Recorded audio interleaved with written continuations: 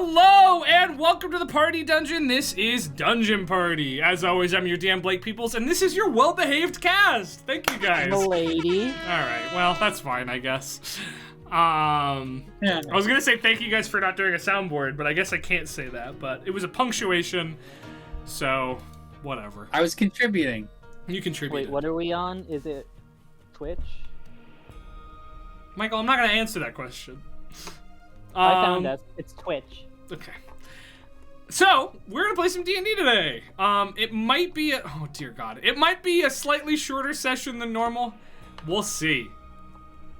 It's a fun surprise for all of us together. I don't have any announcements to make. I don't think. Very tired. I'm tired today for some reason. I got a lot of sleep, but I am yet, like, a lot more tired than I usually am, so I don't know what's up with that. I guess I didn't eat a whole lot today, so maybe that's what it is, but who knows. Anyway, that's my announcement. Cream. Everybody takes their cameras to the kitchen, and we cook. I would have to take my whole computer to the kitchen. Well, so would I. Disaster but for you all don't of us hear to me cook at once. complaining. Fair? Fair, I guess. We all have to cook a different course, and then we all congregate at a central location, all live on stream, transit, everything. Actually, that would be fun. I would like doing that, and I think Michael would enjoy that a lot. What's the most central location between Philly and New York? Allentown, Pennsylvania. Allentown, Is Pennsylvania. that what is the perfect halfway point? Honestly, I think it's actually Trenton, but pretty darn close. We should just do Allentown, though, because we all have a connection to that place. Yeah. What if I it's don't wanna go to Allentown, Trenton. but Allentown, New Jersey? I don't think that's in the Midway. Hold on, I'm on a website called Travel Math, I don't think that's a real place. That is Allentown, New Jersey? absolutely a real place. where Michael grew up. That's Exactly where where he he's is from. And I reiterate, All right, Peter. Just because you grew up in like a turn-of-the-century novel doesn't mean everybody did. My town had a block party when we passed 1,000 residents. Pretty good. Princeton is the exact halfway point. Oh, we can go to. I Princeton. guess we can go to Princeton. According to Travel Math, that's the closest to exactly halfway. Like I've been there before, but let's just go to Allentown instead, maybe. Yeah, it's fun. I could show you where the Stovers took over our Not your candy Allentown. store No. and made it a vape shop. Okay. Ye old vape shop, right? Yeah. That's pretty funny. All right. I don't have You any can get announcements. bangers. I don't have any bits, but I know there are bits abound. So I I open can the show you floor. guys the bank that burned down. It's abound. Who's got it? Sorry. Who's got a thing to do? Who wants to do their thing first? Yo, we are 5 days away from Tears of the Kingdom. So, won't be here next week. Sorry, Blake, to tell you right now. Okay, good to know. Actually, wait. Never mind. We'll talk later. 'Cause I think next Sunday is Mother's Day. Yeah, we shouldn't play on Mother's Day probably. And So we won't be here anyway. Mom stream. Mom's stream. Actually, my mom Honestly, has been asking to do a cooking stream with me, so there might actually be a mom and cooking stream on Whoa. Sunday. You don't want to play D&D with my mom. She's very mean. She bullied you. I have footage of her bullying the shit out of you when you played D&D together. That's Whoa. true. Yeah. It was very good. But in the meantime, we have our spin-off show, What's Chelsea Building? Hey! Let's put some guesses in the chat. This is just part of it. I started about, when did we start Hot streaming? When did we tub. start? Started about 10 minutes ago. It's a hot tub. And it will be revealed at some point during the stream. My guess is hot tub. What are other people's guesses? Cool. I don't know. Some people in chat, I think, have ideas. I'm not engaging with you on that, Michael. You gotta lose the Dr. Disrespect here, my friend. You're on a What are you talking you're on a about? whole nother level tonight, and I don't know Or what you caused can it. double down and get a cap on too. Oh, Sure, some of yeah. us, one of us needs to be the sex symbol. Okay. If you want to take that burden, you can take it.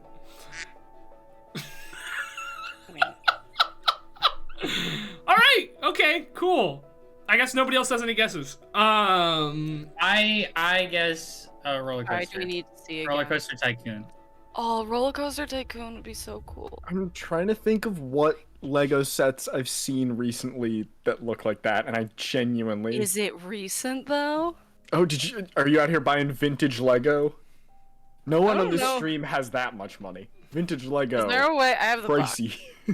Is there a way to tell when it was like made? You gotta look for the expiration date. You'd have Is to it tell all- me like the model number, and then I would know what set it is. Then you'll know. The box does not feel fresh. How's that?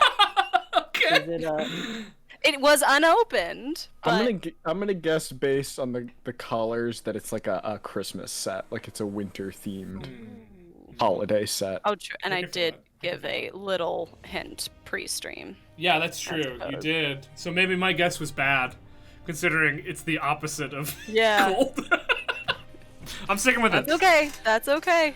I've not been doing Legos, but Sean gave me some Gunpla that I built, and that was a lot of fun. So I'm getting in the building mood. You want to see the Zaku? You just said like 5 words that I don't. Gunpla or Gundam? Wow. And he's got an axe and a shield. He also has a gun, but I didn't put that on him because I like the axe better. Incredible. But I'm getting the building spirit as well. In just like a worse way. Building. Just a sweatier A kind of much building. sweatier kind of building, yeah. These shelves, they're gonna be filled with Gundam eventually. That's not true. I don't have the money for that. Alright, I know there's another bit. Are we gonna do it?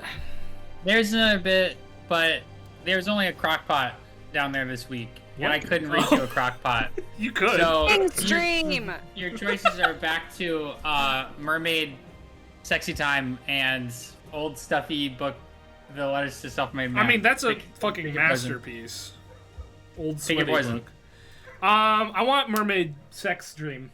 You want Mermaid Sex Stream? Alright, so I think we want to pick a page like after 150, but before the end, which is Okay. like 5. Peter, 5:30. you're picking the page today. Yeah. Yeah, I should have picked somebody else, huh? Well, we're gonna sit in this now.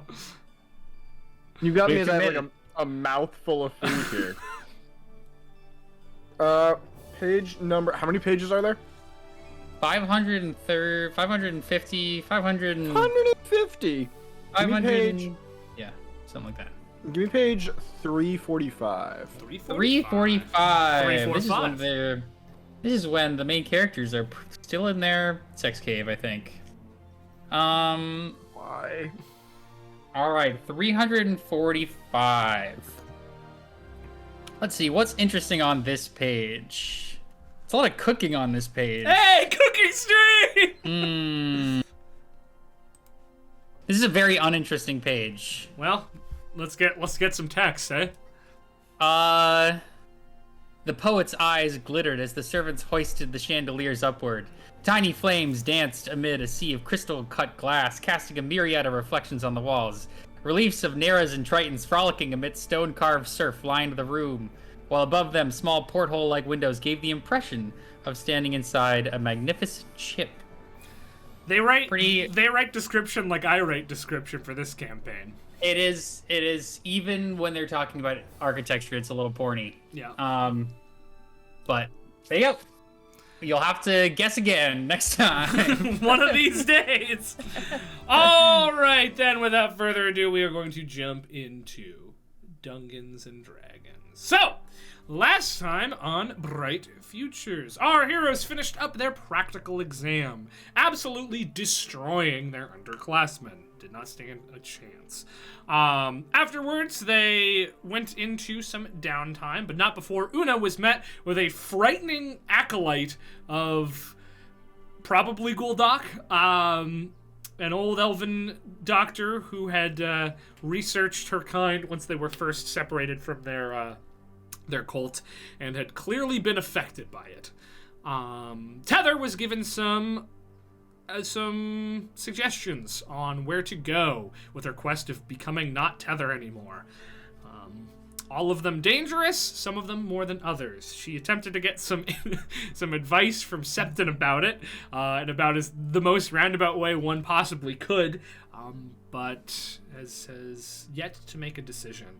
Everett and Shandi bonded over planning, and the group had a good time at school. But at the end of their downtime, they were given an opportunity for a job to work for the Emperor, or more specifically, the Chancellor of the House of Lords, working as protective service for a summit that was to be taking place at the end of their downtime. They decided to go, accompanied by Colro, who was invited by name. And that is where we left off. But before we hop into that, I do want to know if there were any interactions people wanted to have during the downtime. We kind of ran out of time at the end of last session. If anybody had any RPs that they wanted to do, or any things that they wanted to get up to during that downtime, now is the time to just let me know so we can take care of that. Sorry guys, me and Peter just can't stop talking to each other. Hey, it's mandatory that somebody has a 30-minute long RP in every game. You're the ones who drew the straw for that session. Cool. If nobody has anything, then we will get going. So you rest up. Is there anything you guys want to prepare? You know that you're gonna be magically teleporting over there, so you don't have to worry about the journey. It would take like a very long time to get where you're trying to go. If you weren't. But is there anything that you guys want to prep? Anything you want to get? Any supplies you're trying to gather? Any preparatory anything that you're trying to do the night before? Yes, Michael. Yes, Tether. Can I make some of that sleeping gas that I made for the troop? I don't remember exactly what you're talking about. Well, remember during the my one shot. And I made the sleeping gas. I don't remember during your one shot. Yeah, go ahead and make your alchemy, your poison making check for me. I would love to. I'm gonna click player characters, then Tether, and then it's wisdom plus proficiency.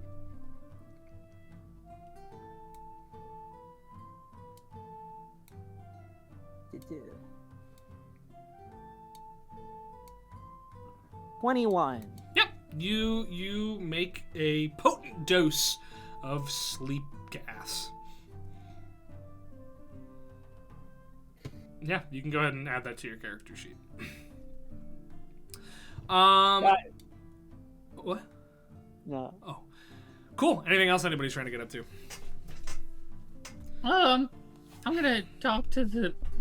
I imagine we have an opportunity to chat with one another before we leave. Yeah, for sure. Yeah. Great. I go up to Shandi, and I say, hey, what do you think I should prep spell-wise for this? Just in case, you know? Well, I would say, it's best to strike a good balance, so maybe a few offensive spells, some support spells, some that we can use just for day-to-day utility if needed. I'm not much of a spellcaster myself, so I can't give you pointed advice, but just with a mind for strategery, I guess, is what I'm thinking about here. What do you anticipate us coming up against? Well, we're running guard duty, so all things considered, if things go well, hopefully we won't need anything too drastic, but I would say with this group, maybe prepare for the worst. Do you think something like snares would be good, or are we afraid of catching friendlies? Well, you're very communicative on the battlefield, so I think as long as we know where the snares are, that shouldn't be an issue. Okay. Great. I'll do that. Alright. Well, good chat. Yes. Looking forward to the journey tomorrow? Yeah. Yeah. I like teleporting. It's very silly. You're in one place and then whoop! I suppose it is rather silly. Well, see you later. Yep. Sleep well. Cool. All right.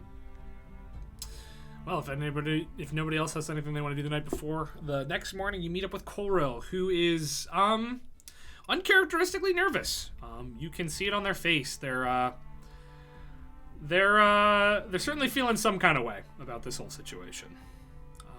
They say, Right, so I have been given the combination for a sort of top secret, I suppose, teleportation circle. So, I've got the specific runic sequence, and we're gonna have to ask the head wizard at the way station to create a temporary circle. This isn't something that we want, the public to know about, as far as I have been told. While this isn't a private summit, it is invite only, so, we keep this on the wraps, under wraps, I suppose is the term there. What else have I been told? Are you okay? Sorry. Are you nervous? Nervous. A creature as old as me has no reason to be nervous. No. It's just, it's a big day. It's a big day. Big weekend. If you're nervous, I made some knockout gas. You can just huff it and just be out the whole time. I probably should not take you up on that. But, hold on to that, maybe. Yes, so what I know is it's a 3-day affair. We're traveling today, Friday. We're not going to get to celebrate the holiday, unfortunately, but we were together last Beast's Rest as well in Hell, so we keep missing that one. But hey, we have each other.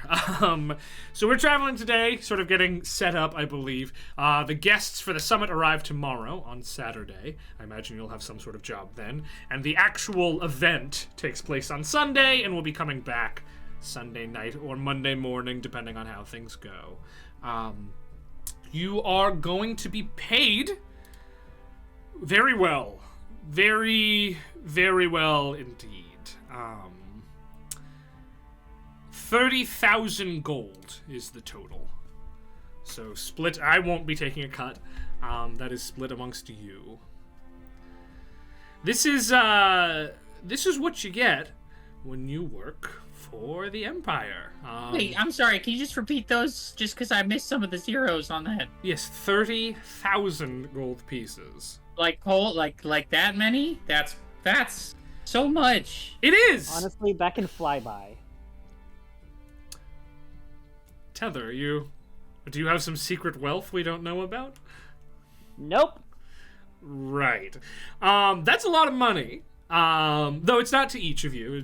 You'll have to split that, but either way. That's like 5,000 gold each. Wait. I don't know. Somebody else has to do that. I took an economics class 30. And we're 5.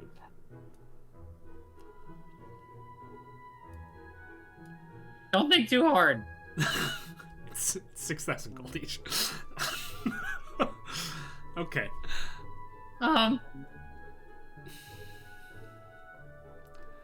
Yeah, the Empire has... Well, they're very... behind the Bergen Coalition, which isn't really a country. The Zymorian Empire is probably the wealthiest country on the continent. So working for them tends to pay quite well. Something to note? Can I ask? I mean, it's not that, like, I'm not grateful for the work or whatever. And it's not that, I'm terribly weirded out by the Jade Prince, because he seems, fine, I guess. But they couldn't find anybody else, They absolutely could. adults? They absolutely could find someone else. There, Okay. I imagine, is a very good reason why you have been called, and the only person who knows that reason is the Jade Prince. So maybe you can ask him when we arrive. Okay. I'm ready to go. I certainly don't know. Right, then this way. Whew, let's do it. And they lead you upwards towards Kelshar, to the way station. They have a conversation with the head wizard at the way station, who's this crotchety old man who's never nice to anyone. He clearly is complaining a bunch, but then some money is exchanged, and he's like, all right, Takes you to a room in the way station you've never been in before, where he actually draws out a temporary teleportation circle that becomes active long enough for you to pass on through. You know that you are going to be going, and I'll show you on the map here. I'll have to activate the map though, right? Or you guys can just sort of tab over to the map. The estate is up here on the bank of the Isco Fjord, right next to Nilbervine Forest. You are right here. So it is a long way away from home. I just want to make sure that my good pal, Mr. Statue, came with us. Yeah, he's coming. Okay, cool. Good. But Argonity. You appear. And as you do, I need a good song for this. Please. That works. All right, as you step through the teleportation circle, you feel that odd sensation of being pulled apart and pushed back together simultaneously, and you find yourselves in a clearly temporary way station. It's honestly little more than a tent, covering a teleportation circle ingrained on a slab of light gray stone that doesn't match the earth around it. The tent is a very fancy, elaborate one in teal and gold, but it is ultimately just a tent. At the front of this tent, you see two burly men in leather armor standing next to a figure fully obscured by a scarlet robe, with an intricate and geometrically confusing staff across their back. I think probably Shandi's the only one who would recognize what this figure is, just like offhand. This is a Trameler. The Tramelers are an order of wizards who specialize in the capital of keeping that unstable planar rift that the capital is built on as stable as it can be. Every now and again, they are sent out to deal with rifts elsewhere. It's a pretty elite order of wizards, but they are specifically focused on planar rifts and stabilizing them. The two burly men in leather armor step forward. Colrell pulls out the invitation, and they sort of look at you, and you are free to move past the checkpoint out of the tent. As you exit the tent, you realize you are atop a grassy hill looking down towards the Riverwatch Estate. The Norak reaches, the region that you're in right now, this time of year, and honestly most of the year, is fairly rainy. As you exit the tent, you find yourselves in a low drizzle. The scenery is beautiful. The river is wide and rapid. The ice-capped mountains of Skembra are in full view. Huge grassy slopes, like the one that you stand on, obscure the gloomy Rainsmere Sound over to the west from view. It is austere, but it is beautiful. As you look to the south and southeast, you can see sheets of heavier rain falling, but luckily you find yourselves in a spot not quite dominated by it. To the east, you see Nilbervine Forest standing tall, dark, and proud, and you recognize the oak trees of this forest, but the last time you saw them, they were a little bit more on fire, and you were a little bit shorter. The estate, on the other hand, is nothing close to austere. It is quite grand and very well decorated and furnished. It sits on the banks, like right on the bank of the river, and consists of a large chateau with a main castle and two large wings and a series of well-tended gardens, as well as fields of very purposefully planted wildflowers around it in different rings of color. As Coral begins to lead you down towards the estate, you see many people buzzing around it, setting up signage, silken rope line dividers out front, sprucing up the decoration. You notice a very exhausted-looking elven man with a poorly shaved head and unshaven stubble is in the process of enchanting a glowing, moving sign to float at the main entrance of the estate. Overseeing all of this work are 2 figures, one familiar and one not. The familiar figure is, of course, the Jade Prince / the Chancellor of the House of Lords. He looks much the same as the last time you saw him, but he has swapped out his suit for a more official blue and silver robes that Una and Shandi would recognize as the uniform of the Station of the Chancellor. You Empire kids would know what that is. He seems to be giving out the lion's shares of instructions, and people tend to be going to him for information. But the figure that's standing next to him is a very well-kept human man of middle age, dressed in very fine but somewhat stylish clothing. He wears a large signet ring that even from this distance you can see bears the emblem of a frozen tree. Which might mean something to some of you. Or it might not. You can make a history check if you'd like. I would. Cool. I'll do 1, 2. Placid 20. Oh, wait. All right. No, oh, wait. 19. Hold on. No worries, no worries. Great. A nat 20. Okay, so, Una and Everett, you recognize this symbol as the symbol of House Hornbury, a noble house that it's a group of nobility that it's one of the rare ones because they have property in the capital, but they also oversee land out in the country, and usually the nobility of Zymor is one or the other. Sean D, you would know a little bit more because of Resk. You know that the current head of the House Hornbury is named Basil Hornbury. He is, as Resk describes, a self-righteous man, and is very, very good friends with the Emperor. They were friends growing up, so they're friends since childhood. Una and Everett, you would know that the Riverwatch Estate is property of the Hornburys. So this is his house that the summit is being held at.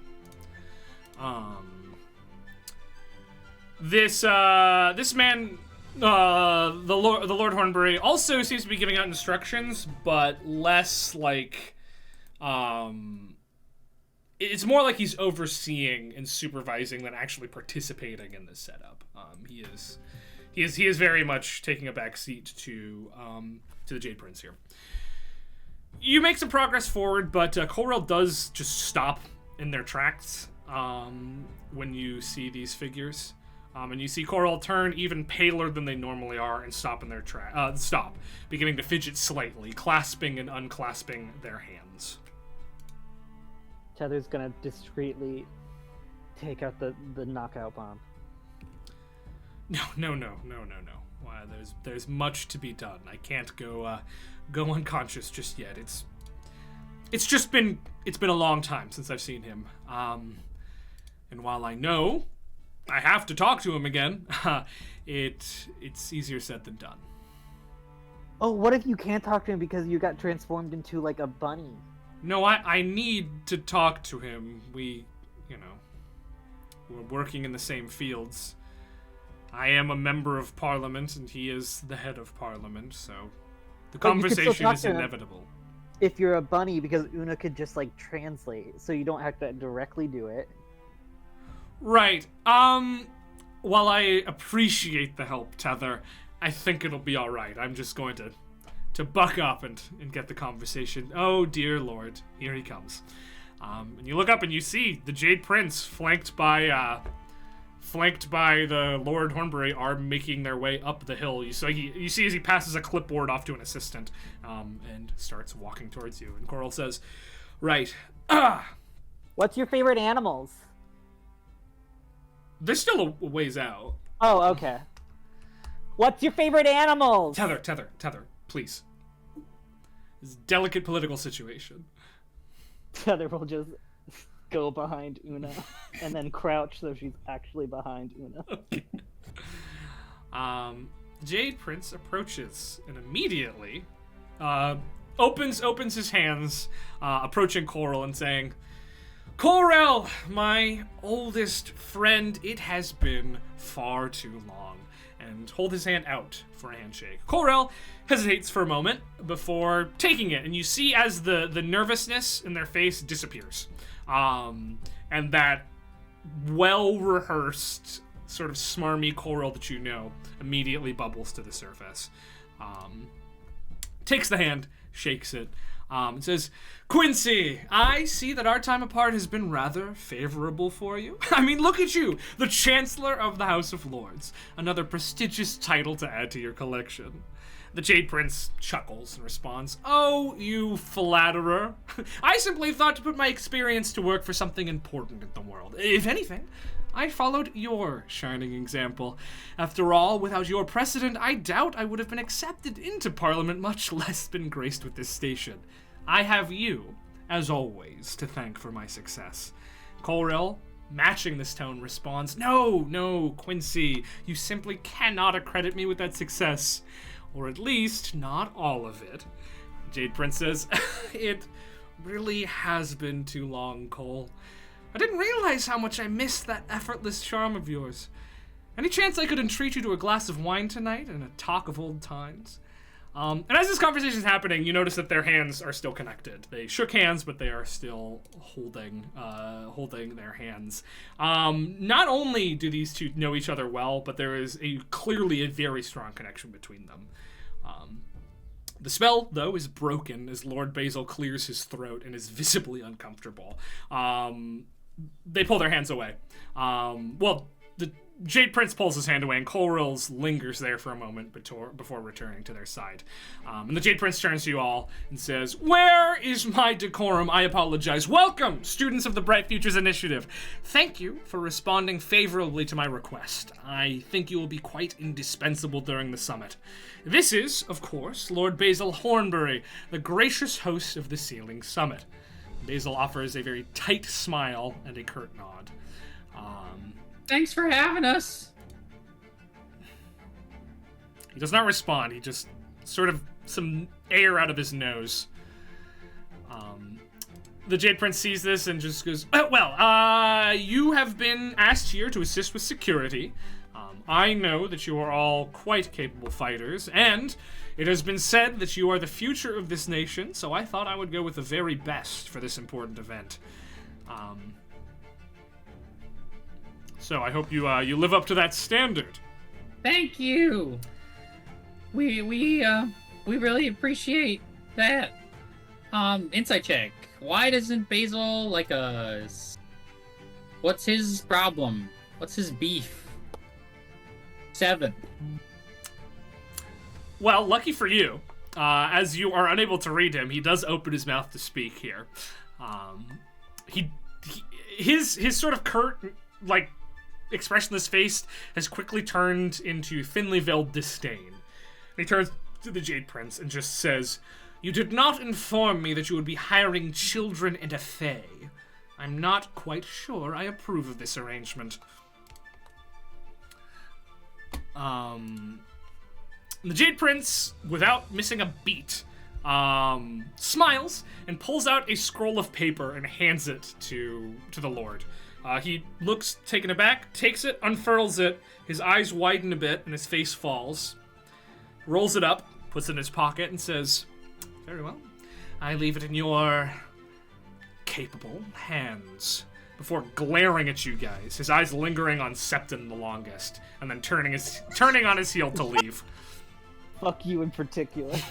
The Jade Prince says, I am very sorry for his behavior. You know, nobles. If it's not your fault, then why did you apologize? That is what a host does. Well, we appreciate you sticking up for us, and thanks for bringing us out. Well, I mean, clearly, I've stuck my neck out to get you this position, so I do expect great things. I mean, we'll deliver.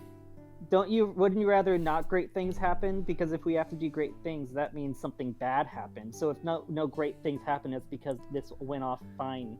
That is a fair point you make there, Tether. I expect a job well done from you, regardless of what is thrown in your direction. Is that better?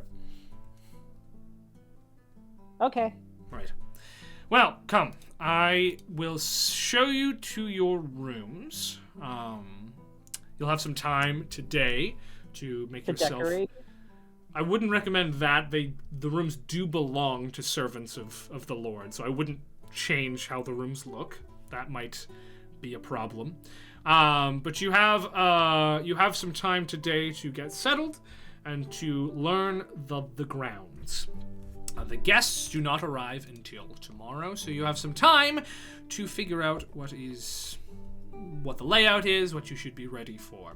On the first day, you will primarily be on check-in. Many folk will be coming in from all over the place, and you will have to verify their identities first, and take and safeguard any valuables or weapons that are brought in from outside. With the exception of Hornbury's private guards, and you, no one will be allowed to carry weaponry of any kind. I imagine you'll have some pushback on that, I warn you in advance, but that is the policy. So you will have to make sure to enforce it. That'll probably just be the morning of tomorrow.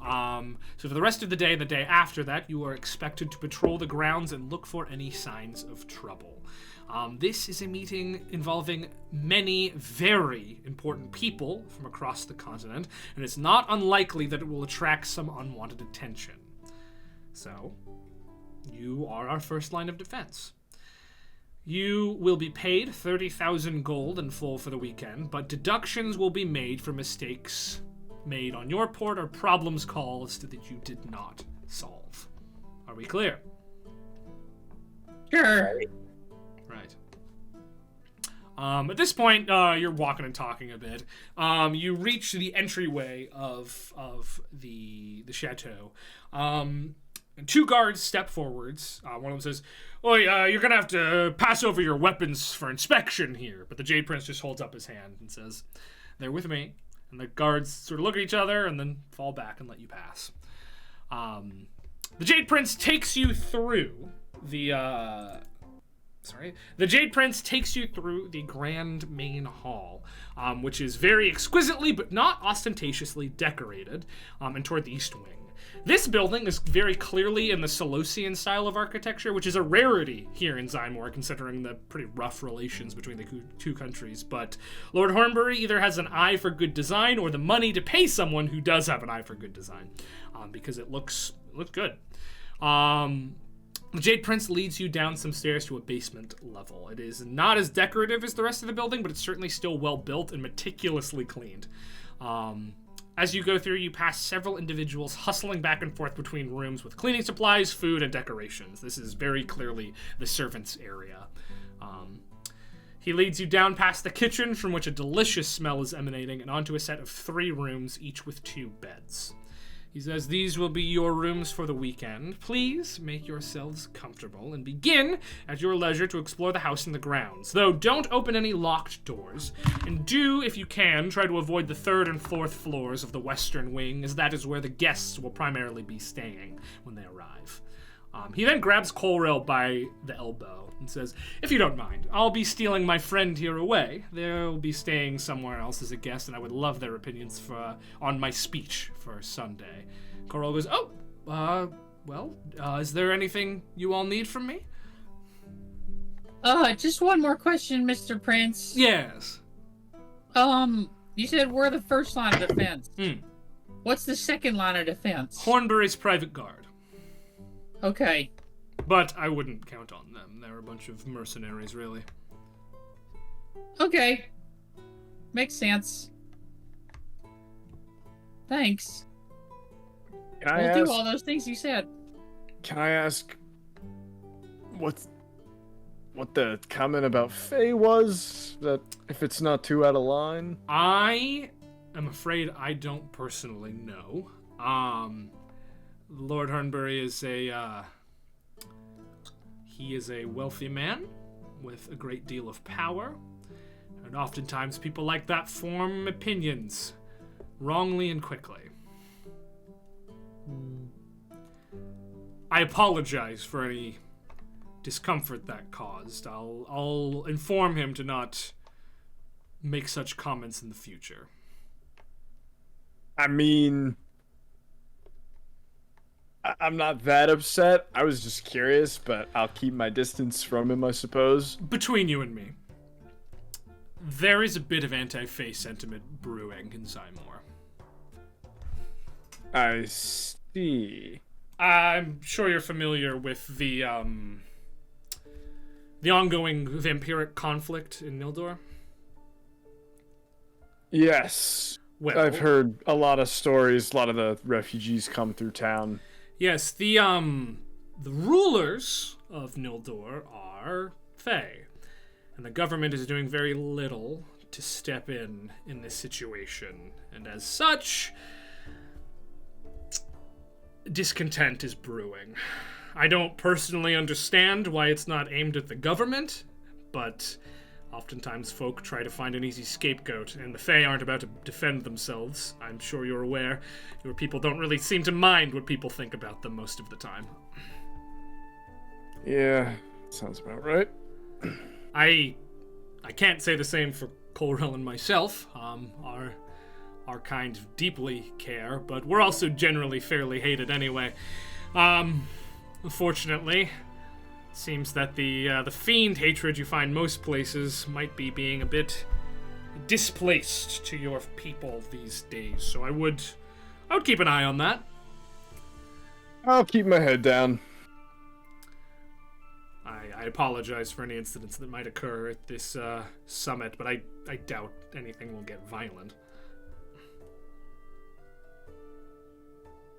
Is there anything else you all need from me or from Cole here? No, thanks. Right, then we will depart. I look forward to your good work. I hope you can prove me correct in hiring you here. And Coril will turn and say, "Yes, good luck.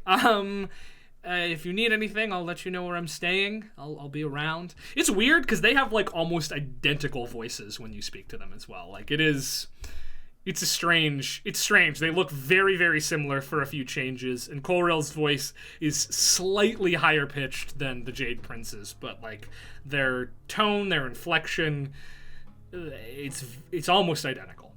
Insight check. Are they brothers or lovers? Ooh, 15. There's absolutely some sexual tension there. Cool. What you know about fiends,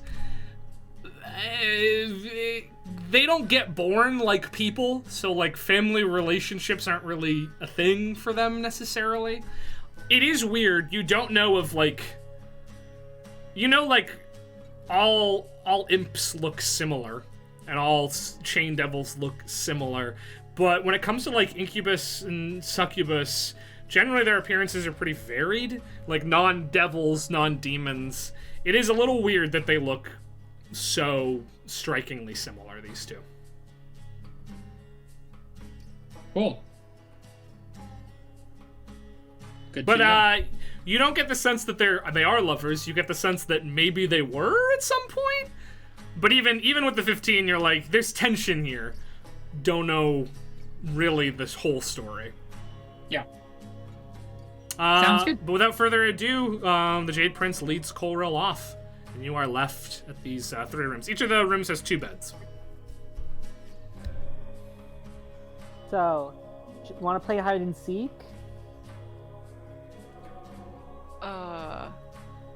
I was gonna drop my things and start looking around. Yes, I assume. You said that how many rooms are there? 3. 3, okay. Well, I assume Tether and Una, you'll be rooming together as usual. Yeah. How shall we figure out the extra room situation here? Who gets solo room? We could do a rotating schedule. That way we all get to sleep with each other, and then we all get to sleep alone. Or like rock, paper, scissors. Yeah, we could collect enough rock, paper, and scissors to make another shelter. I don't know. I don't particularly need the private room, but how many days are we here for? 3, including today. 3? Yes, I'll take it. Oh, Great. That was easy. Whoever gets it. You and me bunking together, Shandi. Just like our archive days. Just like old times. Oh, we should make another fort. All right. The Jade Prince's warning echoes in your ears. This is someone's room. After we drop our stuff, do we want to like start exploring the grounds? Yeah. I would prefer to travel with someone if there's deep anti-Fae sentiment around. Yeah. Could move as a group, supposing everybody is of the same mind. We could also do 2x2s, and I can take to the sky. Ooh. Could be interesting. Someone does ground, someone does interiors, and I do sky. That's really not a bad idea. Nice. I can put up some whispers on us. Just because we are splitting up, so. In case something goes bad. Yeah. And if that was a good idea, maybe the hide and seek was also a good idea. It is a great idea, just probably not in the given circumstances of this job. So later tonight. Or like when we get home. Okay, so when we get home, we have a whole tournament. Or, hear me out, Tether. Imagine, so we can play hide and seek, but we're all it, and we're the people that are hiding are the troublemakers, and we gotta find them. Yeah. But like people doing normal things, they're not trying to hide from you. They're non-participants. Not participating. You know, I realized that hide and seek with this group would be pretty tough, considering how many of us can go invisible or to other planes. That's why we're not playing against each other. It's unfair. Yeah. Okay, what bird should it be? Well, Heather makes the decision. Do we want to split into an interior group and an exterior group? Yeah. I think I should be part of the interior group because if we run up against a locked door, that won't be a problem. I will take exterior. I'll do exterior. Like interior. Yeah. But Alright. also, well, I would just maybe Everett advise against going through doors. Well, that I are mean, locked. we can Well, just they say said- that it's... Don't unlock them, and I feel like going through them is just a loophole that I don't think people like around here would appreciate. Well, here's the thing about being a contractor of services, which I learned in the many books I've read about the subject, and it's that they want you to be the expert, right? And so if these are necessary actions that need to be taken in order to complete the job, then that's what has to happen. You know, I think that I'll absolutely have the utmost care for their premises and whatnot, but should anybody ask, I'll just mention, well, this is just part of the contracted services. Getting a lay of the land. See, no, nope. I would say, like, if you see someone suspicious going behind a locked door, yes. Just going behind a locked door because you wanted to and claiming that it's part of the job, no. I just feel like they're smarter than that to believe that. Well, I mean, but if, say there was a security risk at the party, Yeah. and someone was in a place and we had never seen that place before, how are we going to know how to get them out of there? You know what I'm saying? It's not a matter of if I want to or not. It's just doing our due diligence. Una, this is why you and I are out of the building. Yep. I will try my best to keep things under control. Thank you. Keep us out of trouble. For the time being.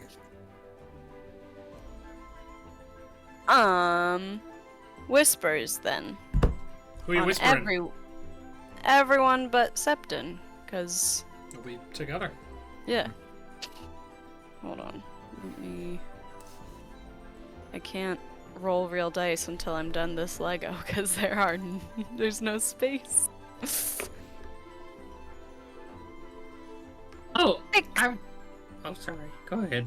6 hours. Ooh, nice. Can we get a progress update on the Lego while we're here? I think it might give it away if we see it. Gonna give it away at that point. I'm Okay, getting fair, close. fair. I'm getting close.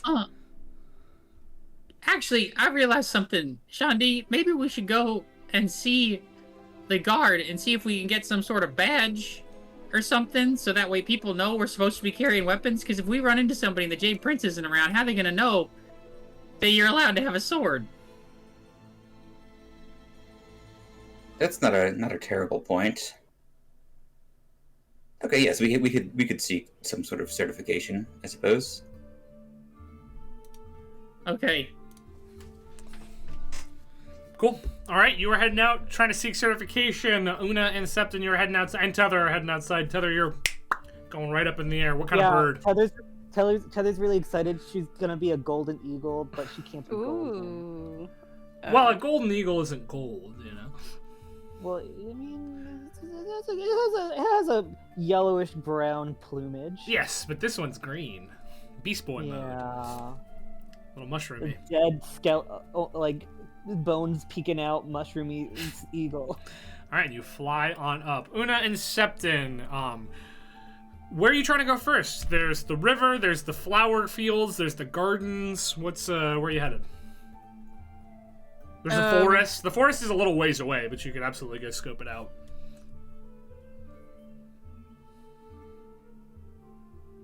Is there like a gate to this estate? There's no like wall around the estate. Okay. The gardens are walled, but you just get there by going through the back door of the estate. I say we start at the farthest thing, which would be the forest, and work our way in. All right, you head on over to the forest. Tether, what are you looking for, like in particular? You're just scanning. Well, could I have also cast Longstrider on myself just to get a little That's fine. speedier? For sure. I just want to get lay of the land, like entrances and exits, like points of interest, like, I'm doing perception. I'm not investigating. Right. Go ahead and roll a perception check for me then. At advantage as an eagle. Attributes. 19. All right. So you see the countryside. You see the Nilbervame forest, full of oaks. Oak trees, very thick, sturdy oak trees. You also see the Pine Shore Wilderness, a massive collection of pine trees. You only see like the edge of it, but it is about the Pine Shore Wilderness. It is just sort of no man's land. It is a completely wild forest in there. Evergreen trees. You look across the river over into Skembra. You see that the river, there's chunks of ice floating down it here. Like, the river is absolutely very cold. It is only fall, but the ice is beginning to form on the banks. You see snow not too far away on the opposite side of the river either, up into Skembra. You also look over towards the west, and you see the muddy, swampy Rainsmere Sound, and the accompanying land, which has a different name. Or I think the land is called the Sound. Let me tell you, I wrote some lore. I wrote some lore about this, so I'm gonna tell you about what that lore is. Norak Risha's. Yes, the Rainsmere Sound is the land, and the Rainsmere Sound is the water, and the Listen floodplain around it. It's muddy, it's gross. Most people probably wouldn't want to be there given the choice. It's no like Grimsmarrow wetlands on the other side, where a bunch of like orc and goblinoid tribes rule. but it's certainly not pleasant. It's very muddy. There are very few settlements there. And at this altitude, you can see it's really not that far away from where you are right now. Like the grassy fields begin not too terribly far away from the Riverwatch Estate, and you get the sense that it was probably built here because of that.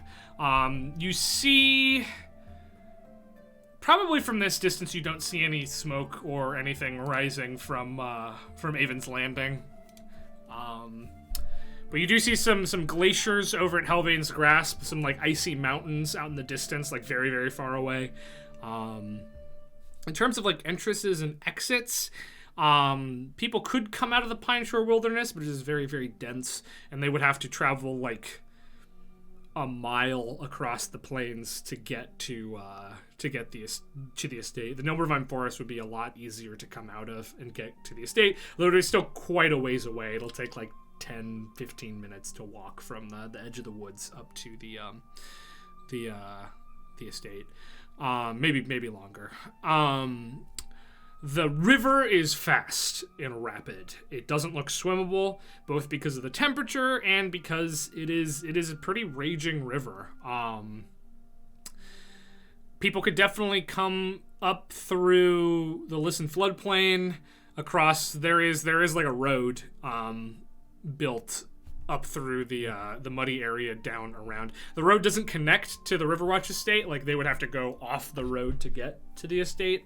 But you don't see, I mean, it's fairly open. It seems pretty fortified on one side by the river. The Noblevine Forest isn't too far away, but it's far enough away to see people coming from it.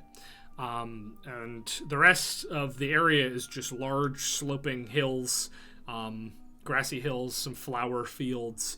The hills are large enough that people could probably hide at the base, like between them,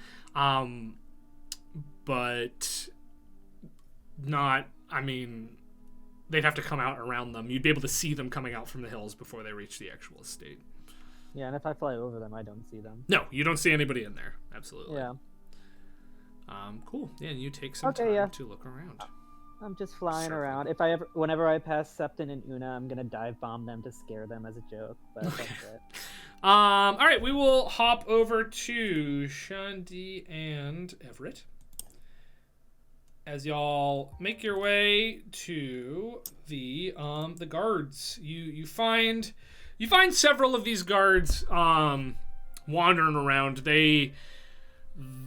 They're clearly just hired mercenaries. They're not like a guard force. They aren't wearing matching armor. They all have like a pin on them with the frozen tree symbol marking them as the guards, but they're just toughs, you know. This isn't a trained force. These are people that got hired to guard the estate because they were buff. But you see two of them standing around a table, sort of just shooting the shit, talking to each other, looking at people, looking at servants as they pass by, like barely inspecting them. They're more interested. Halen. Hey, kid. Halen, well met, sir. Well, you don't have to call me sir, but What's your name? who are you? Why are you asking my name? I'm Everett. I'm part of the guard force. Yes, we're co-workers of a sort. Yeah. You're the ones they hired in? First line of defense? First line of That would be defense. us. That's us. Your children, though. High five. Okay. Listen, I don't make the rules here, but whatever. If they want to hire kids, that's fine. The two of us just wanted to make you aware of our presence, and allow our faces to become familiar so that we aren't apprehended for holding weapons openly. The other guy, who's a little bit shorter, goes, right, well, we know your faces now. Okay. Do you have like a captain or something? Sure. Yeah, I'm the captain. Oh. Okay. Well, nice to meet you, Captain Nunya. Captain Don't Nunya. fall for it, Everett. Everett, no. Oh, wait, hold on. You were gonna say none of your business. It looks like this kid's smarter than he seems.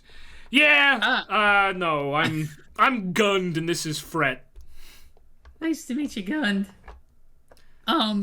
Where do you get those pins? Oh, I mean, they belong to us.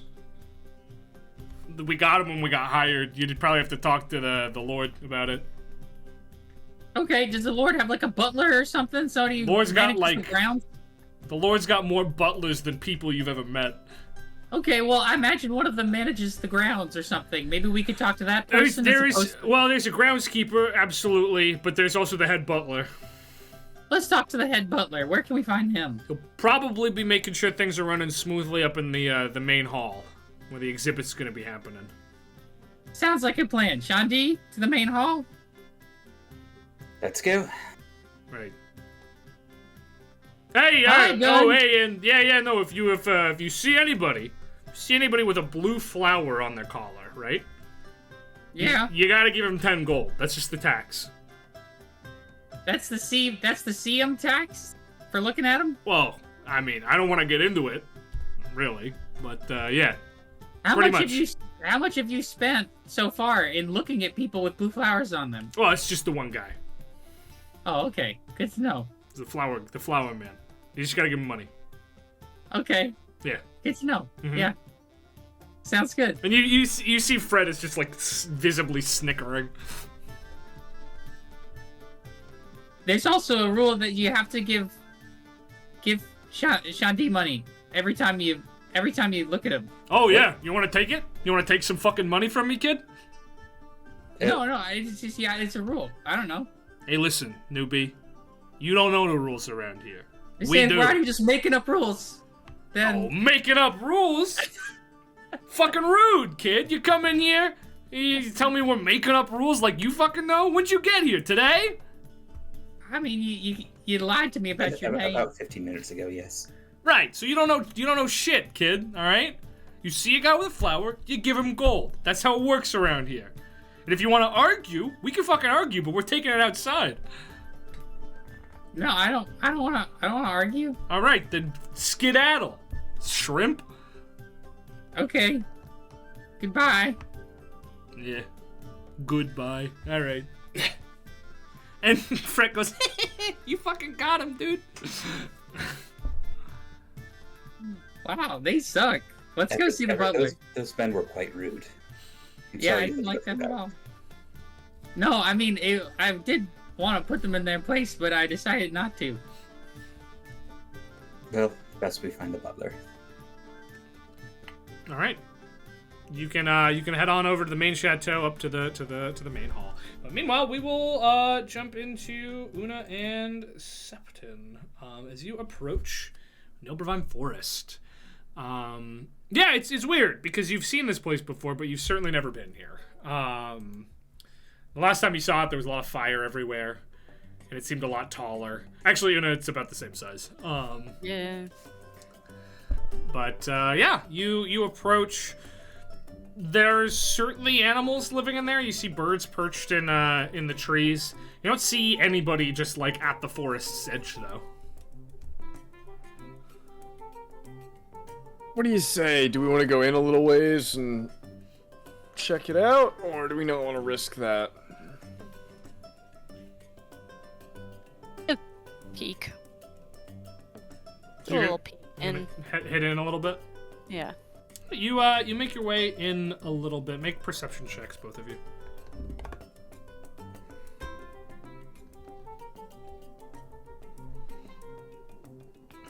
I got a 10. 16. Okay. Septon, you don't see anything. But Una, as you peek in and you go in a little ways, you do actually notice, standing next to a tree, very, very, very still, there is a gnomish figure. Dressed in, like, fairly camouflaged armor, and with a bow in their hands. Not drawn, but just standing there. I'm gonna tell Septon that telepathically. I'm not. Like, Oh, right. be, but, haha. I'm like, be cool. There's a figure with a bone. I can't respond, Be right? cool. No. Okay. Septon. I'll describe where he He's is. cool. Like, point where the figure is to point them out. I mean, I don't think Septon would, do anything, necessarily. Okay. No, figure's just standing there. They've got a helmet on. You can't really make out any features. They're definitely short. Probably a gnome.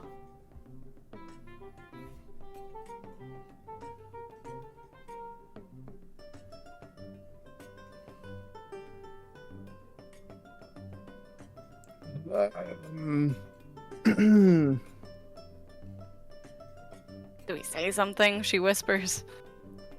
I mean, I could... Do we go aggressive or do we try to talk?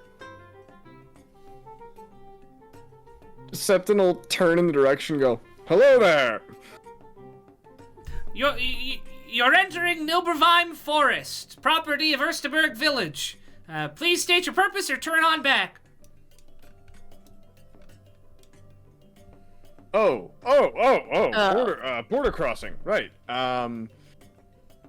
We're, on payroll from the security team out that way. Just making sure border's secure on our end. The border is very secure. I'm taking care of it. No trouble going in or out? Nobody's been through here lately? Strange... I have not seen anyone enter in my quadrant, no. Except for you. You're lucky you didn't take a step further. I would have had to unleash my fury upon you. Right, no, wouldn't want that. Wouldn't want any fury unleashed. So you said no, What's a quick question though from my end? What's going on at the estate? We have not been informed of anything, but clearly something is being planned. There's a gathering going on. We're just security, nothing too fancy. Just a lot of people coming in for a visit. Oh, okay. It's not like a party or anything, or it is a party? No. Oh. Small private gathering, to my understanding. Not a rage or anything. You know, the stuffy folks up at the manor. Yeah, he's a nasty man that runs that place. We don't really talk to him. He was not too friendly to me when we interacted. But he pays the bills, so.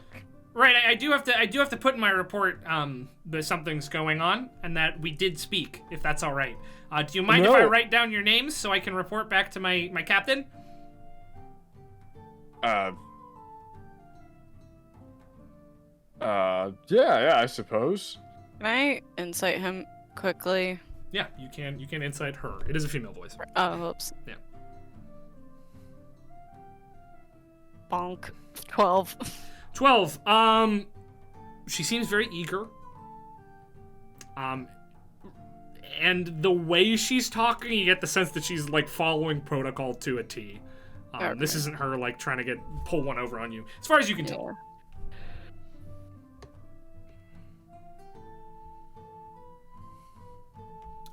All right. And your supervisor's name again? You know my supervisor? You know the guard? I thought you were private security. Well, you know, our They gave us an higher-ups talk overview. to your higher Oh, ups. they you gave you it's an a higher overview, level but they didn't comm. give me an overview. You All right, know, well, higher up's gonna higher up. I suppose that's fair. That is fair. Yeah, my Captain Wemblenook. Wimbledon, write that down. Yeah. and your names and also the name of your commanding officer, so I can report that. Our commanding officer. I'm commanding officer. You are? Yeah. Yes. Oh, okay. Well, it's a pleasure to meet you, sir. I apologize that I wasn't informed of your presence. No trouble. At ease. Yeah, no, I mean, and everything looks good for here. Good. Thank you for keeping watch here. Yeah. Well, I mean, you. Okay, I'm really confused about your whole thing. Yeah. Well, Okay. This is odd. And you also still haven't told me your name, so I'm starting to get a little nervous that you're not who you say you are. Oh, sorry, yes, Septon Xanthus. I'm just Una. Just Una and Septon Xanthus. All right, I will make a note. You see her, like, scrunch her face. Recorded. Right, well, no, this is my job. This is my post, this quadrant of the border of the wood. So I would kindly ask that you do not allow guests to enter the Nilbervheim forest, if at all possible. I don't think we'll be having guests head down this way. And likewise, if anything unsavory were to come out of the wood during the event, we would have to speak with your supervisor, which would, of course, as you know, be an issue. It would reflect very poorly on me, of course. What generally is in the forest? Is it just a forest, or are there creepy crawlies in there? Well, it's the home of Ersterberg Village, the final bastion of the Kingdom of Nilvervheim. Though I guess technically now a subsidiary of the Zymor Empire, we do pay fealty. So we are countrymen, you and I. Though I do believe myself to be a part of the Nilbervheim Kingdom as well.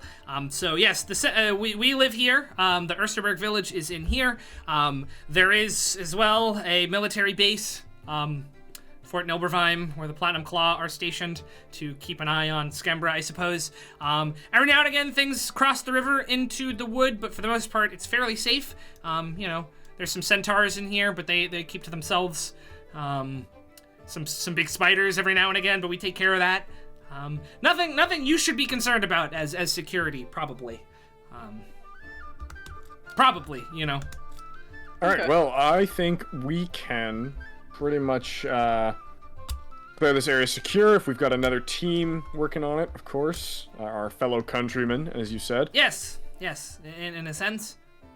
Yes, well then. Well, it was a pleasure to meet you, fellow countrymen, and best of luck with your low-key, invite-only party.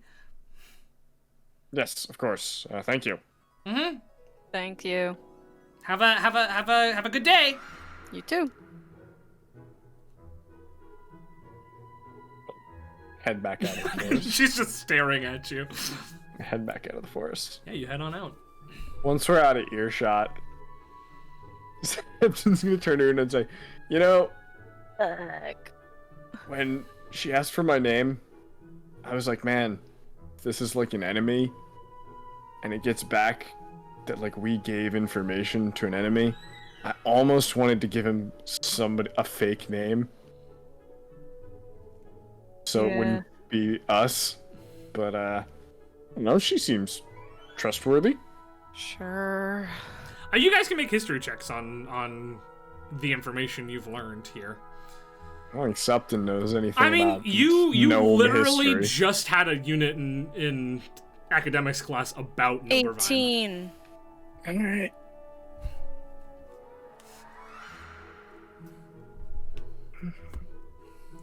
Or Septon wasn't paying attention to the last unit. At all. Yeah, Una, you know that Ersterberg Village is the last part. That's true. It is the last bit of the Nilbervheim Kingdom that once existed here a long, long time ago, pre-Belhenshi. And you know that they are not a sovereign kingdom at all. It's just a village in the woods here. But they're proud of their roots, and they like to declare themselves like the last bastion of this. And they take people coming in and out of the woods very seriously, though they technically have no authority to prevent anyone from coming in and out. It's okay. They're a bunch of gnomes living in the woods, pretending to be a kingdom that doesn't exist anymore.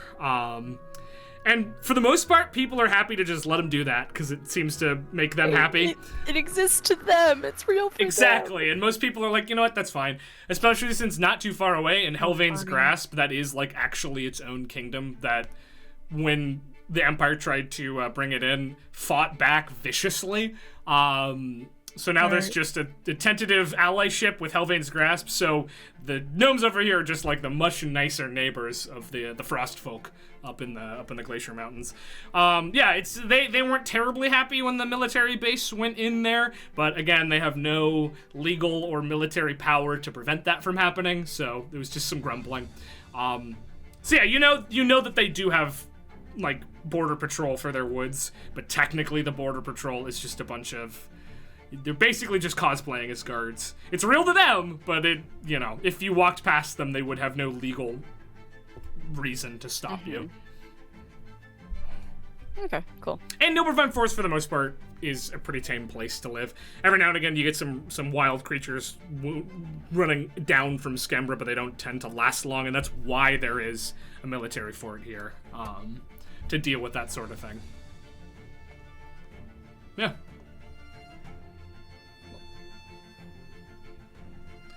Working our way closer, Yep. back closer to You work your way closer through the flower fields. The flower fields, I mean, there's pathways cut through them so you don't actually walk on the wildflowers.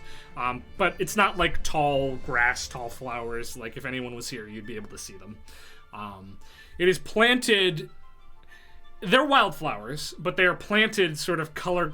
They're color coordinated in a sense, so it sort of makes out a rainbow through the fields, sort of radiating outwards from the main area. Your options are you could head up to the river, or you could head into the garden at this point. What are you feeling? You wanted to work from away back towards it. We're gonna do river then garden. Yeah. Cool. All right, we will cut back to Tether. You're still just flying around unless you want to do something else. Okay. You, although as you're walking back, you do see a skeletal green eagle start to dive bomb you guys. Okay. And swoop back away. All right, meanwhile, inside, Shandi and, Everett, you make your way up into the main hall, and you see, out in front of you, clearly like the main area for this summit. There are tables and chairs being arranged, very fancy tables, very fancy chairs, many sort of circling the center of this room. And at the center of this room, you see a group of trammelers, scarlet-robed trammelers, fussing with a massive device. It is huge, wheeled, armored. It is a tripod made of steel, and at the top, a silver and sapphire spear is mounted on top of it. Most of the people in this room dealing with that are trammelers. You see various servants setting up the tables and chairs and placemats. You see a pretty annoyed and tired-looking beardless dwarf with sleek gray robes lined with blue glowing metal that, Shandi, you've seen before. This metal. The Cursebreaker in Tether's little crew, and one of the people involved in Johnson's murder had an earring made of this metal. But it's not a metal you've seen before, or since, really. He looks tired and annoyed to be there, and is clearly waiting around for something, and is just, like, sitting and rubbing his face, and just, like, is clearly frustrated, this dwarf in this armor. You do see, though, a gray-haired human man dressed in, like, perfect butler attire. Well, that's a butler if I've ever seen one. Yeah, Now, Argonetti, what do you think about these forgot he was with trammelers? us.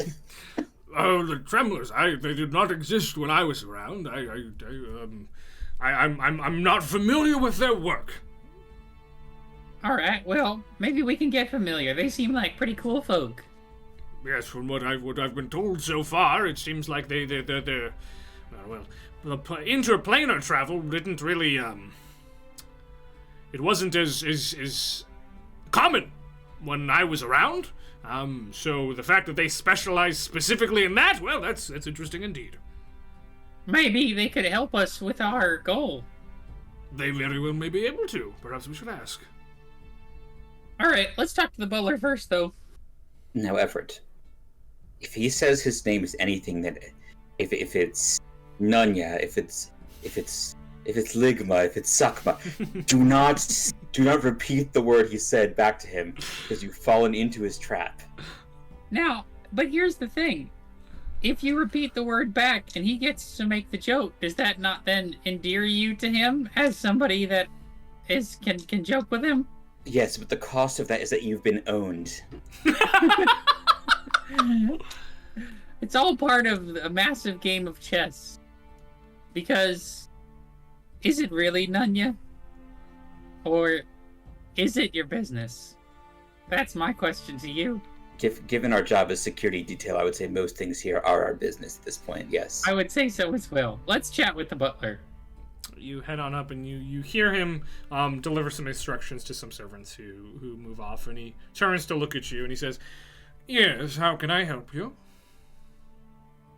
Pardon us. We're part of the security detail, hired specifically by the Chancellor himself. That it is good. It is good to meet you. Then I imagine you are inquiring after the layout of the place or tasks to perform. Well, that is our first order of business, is to go around and just, make sure we get a lay of the land and know our way around. But that being said, we just wanted to make sure that we talk to the folks who know something about something in this place, and that seemed like your department. Is that correct? Yes, I am the head butler. I know most everything that goes on within these walls. Wonderful. There was just a bit of uncertainty when we were entering. Somebody clocked the fact that we had weapons, but we've been informed by the Jade Prince that we are some of the only folks who are allowed to have weapons. And I was just wondering if there was some sort of a registration or potentially certification that we could be given, something that shows the sign of the house that would allow folks to make sure that they know that we are the authority when it comes to security in the... Right. Well, if you're worried about people not recognizing you as employees, then he reaches into a back pocket and produces a few of those pins with the house symbol on them. You can very well use these. How many do you number? 5 in total. Only 5. Well, you must be quite capable indeed. And he pulls out 5 pins and holds his hand out with them. Oh, and maybe a 6th just for my compatriot here? I don't believe the walking statue will need a pin. Narganetti says, "No, I'm quite distinctive. But I also do not have any weapons, so not a big deal." Good. I don't think the pin would even fit on his person. Hard to pierce stone with a small needle. We can always give him a scarf or a sash. Well, I leave that up to you. This is a bit tangential to our purpose here, but do you know anything about a blue flower and 10 gold? Those are 2 unrelated objects, as far as I'm concerned. All right. Well, one of the hired hands seems to believe that when you encounter somebody with a blue flower, you have to give them money. I don't know. The wife of Lord Hornbury often wears a blue flower around her neck. Do people just throw money at her willy-nilly? I think she wouldn't like that very much, if I had to give you my frank opinion. I thought that might be the case as well. Well, just so you know, there's some misinformation afoot. I believe, as the kids say, you were being pranked by the old guard. Oh, well, good to know. But you seem shrewd enough to have avoided it. Excellent. Well, thank you for that compliment. Well. What's your name, by the way? Alva. Alva. All right, Alva. Nice to meet you.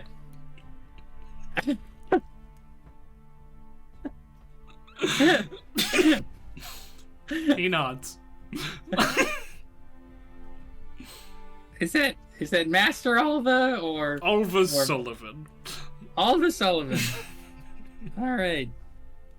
Good to know.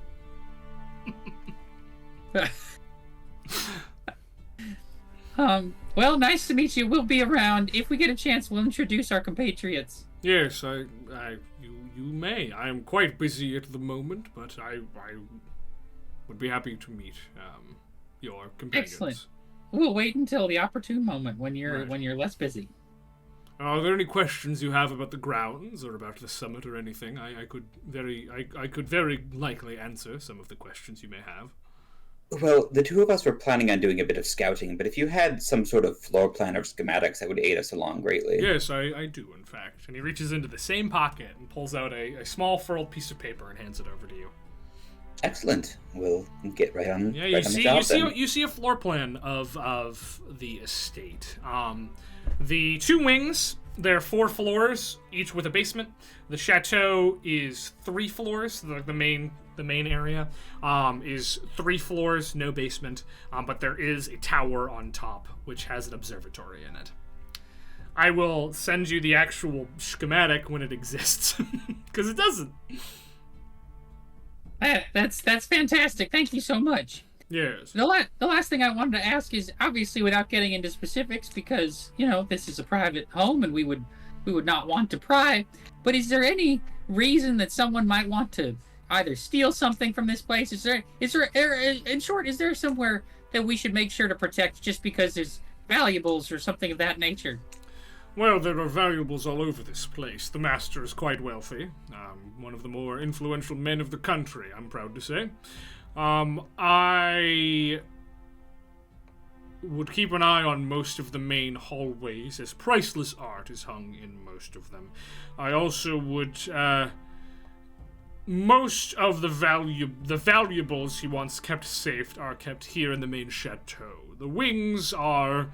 well, they are auxiliary rooms, servants' quarters, guest chambers, the like. So less specifically valuable artifacts and whatnot can be found there, though that isn't to say that there aren't priceless pieces of art and literature scattered amongst. There's a library in the eastern wing that has rare books aplenty, and the master's study is in the western wing on the 2nd floor, and even I don't know what goes on in there. All right, that's great to know. Thank you for that breakdown. Are there any sort of secret passages or other such devilry that we should watch out for? None that I myself am aware of. Good. And the last thing that I had, I don't know about you, Shandi, but the last thing that I had was, are there any sort of magical wards or other spells that are at work at the moment that we should be aware of? Things, magical influences on the place just to keep it safe? I don't know. Some folks pay wizards to do that kind of thing. The master prefers magic tech. There are many automations at play here in the estate. Many of the doors have magitech locks on them, unbreakable by magic spells or by most lock picks. There is a defense system in the main chateau. Should things go horribly awry, the house itself will attempt to kill those within. Now, I doubt you will have to see that. You won't be seeing that, because if you do your jobs well, it won't activate, and if you do your jobs poorly, I doubt you'll be alive to see it anyway. All right. House will kill. There is a teleportation room, but that is off limits to all but the master and his family, and select guests who know it. Should you need to leave in a hurry, there is a temporary teleportation installation out on the hill. Other Magitech things include heated floors, temperature regulation, automated food dispensers, typical things. Yeah, vending machines here? Wow. There is an elevator in the chateau, but beyond that, that is the only Magitech means of getting around. And we do have a Magitech automaton amongst our staff to do the heavy lifting. We refer to it by the name Loader. All right. Fantastic to know. What a fantastic rundown. Thank you so much. Yes. Yes, thank you. I feel well briefed. How about you, Shandi? Yes, I think this has been a valuable encounter. As you say that, you hear from the other side of the room, "For fuck's sake, where is he?" And you see the beardless dwarf arguing with one of the trammellers loudly before just throwing his hands up in the air and beginning to leave the room. Who put a bee in his bonnet? Well, are you familiar with the gentleman? No, not at all. That is the star card carrying member of the Exconsortilegium, Lauren Haas. Wow. He is an integral part of the demonstration for the summit. He is to be opening the interplanar portal. I do not know why he is so upset, but I imagine it's because he wants to be elsewhere, thinks this beneath him. But he is a valuable ally of the Emperor and tends to help him out with this sort of project. The Emperor, of course, has not yet arrived. Perhaps that is why he is frustrated, but you would have to ask the man yourself to know. I can merely offer my guesses. Well, you're a wealth of information, but I do think that maybe we should get it right from the horse's mouth, so let's go have a chat with him, I think. Yes, if you'd like. All right. Head over. You follow him through the door that he exited through. Una and Septon, you begin to approach the river outside, and like Tether, you notice that this river is quite rapid and quite cold. You start to make your way. The flowers aren't they stop growing in a radius around, so it's sort of like a half circle, so that you move through the flower fields over towards the river. And there is a small fence, probably 40-50 feet out from the river. You could step over it. Septon, Una, it's probably like chest height for you. It's just like wooden stakes in the ground with silk rope across. It doesn't look like it was put up for the thing. It looks like this is more of a permanent installation, but it's not hard to get over. It is just there, and you see that on either side of the estate.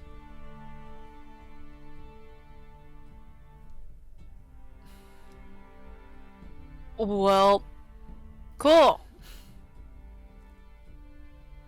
Are you moving past it and continue to approach the river, or are you not going to do that? I wasn't going to.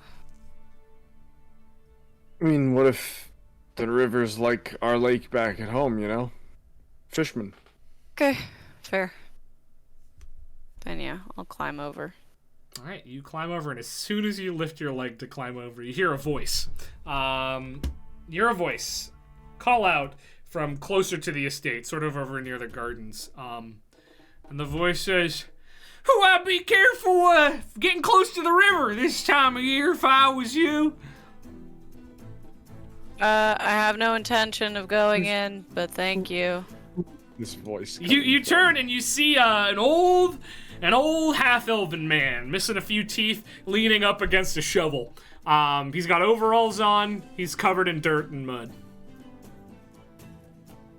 He's balding a little bit. Why do you say that? Well, it's mighty dangerous. Well, it's dangerous all times of year, but as it starts to get colder, them marrow could grab you, pull you right in. Is it what? The marrow? Fishermen.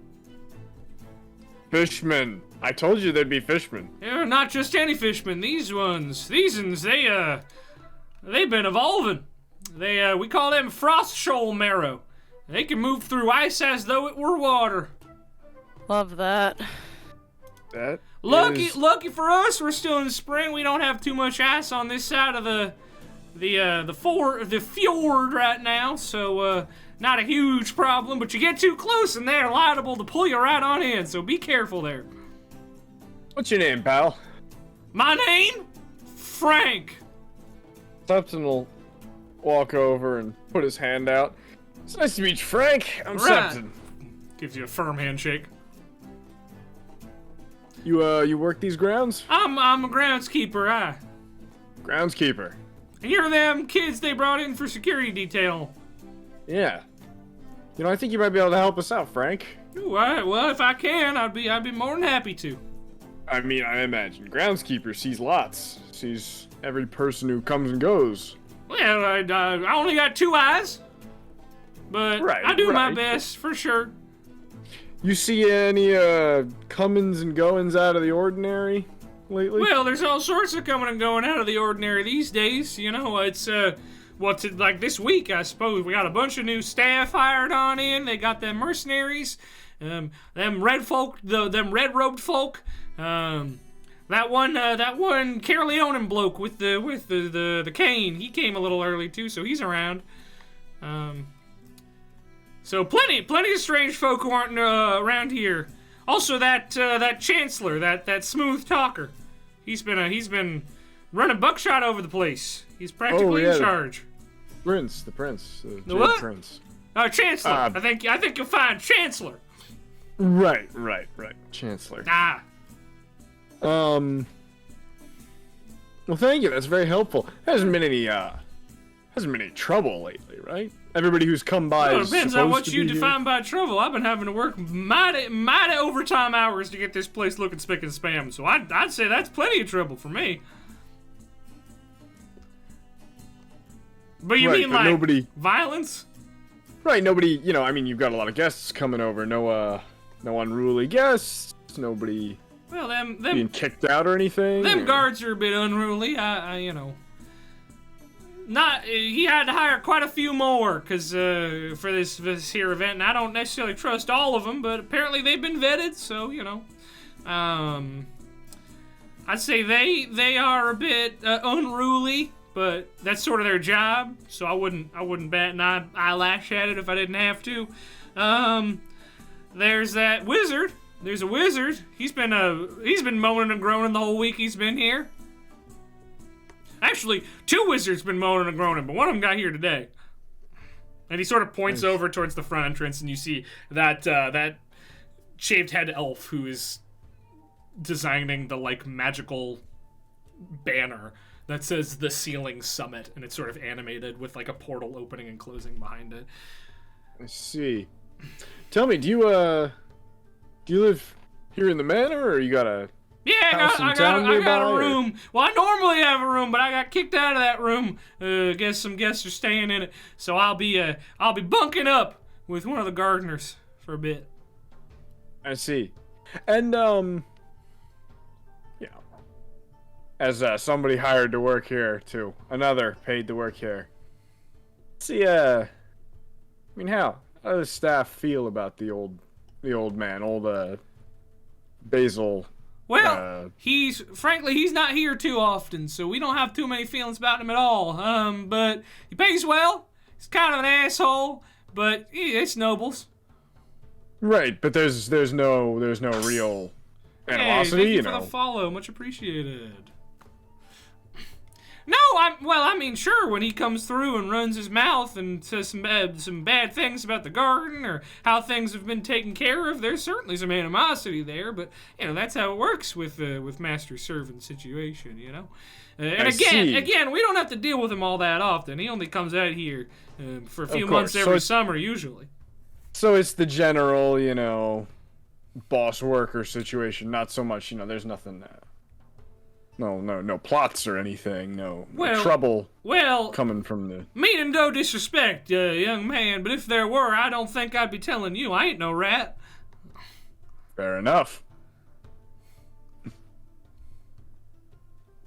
I'm just trying to make my job a little easier. No, I understand. We're on the same level here, but I wouldn't rat out these folks. They're practically my family, but there aren't any.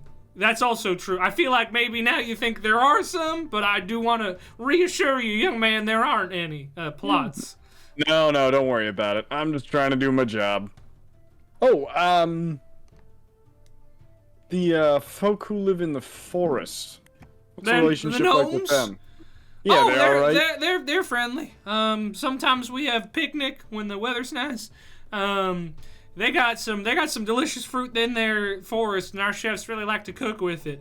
The master doesn't know we have dealings with them. So maybe I shouldn't have told you that.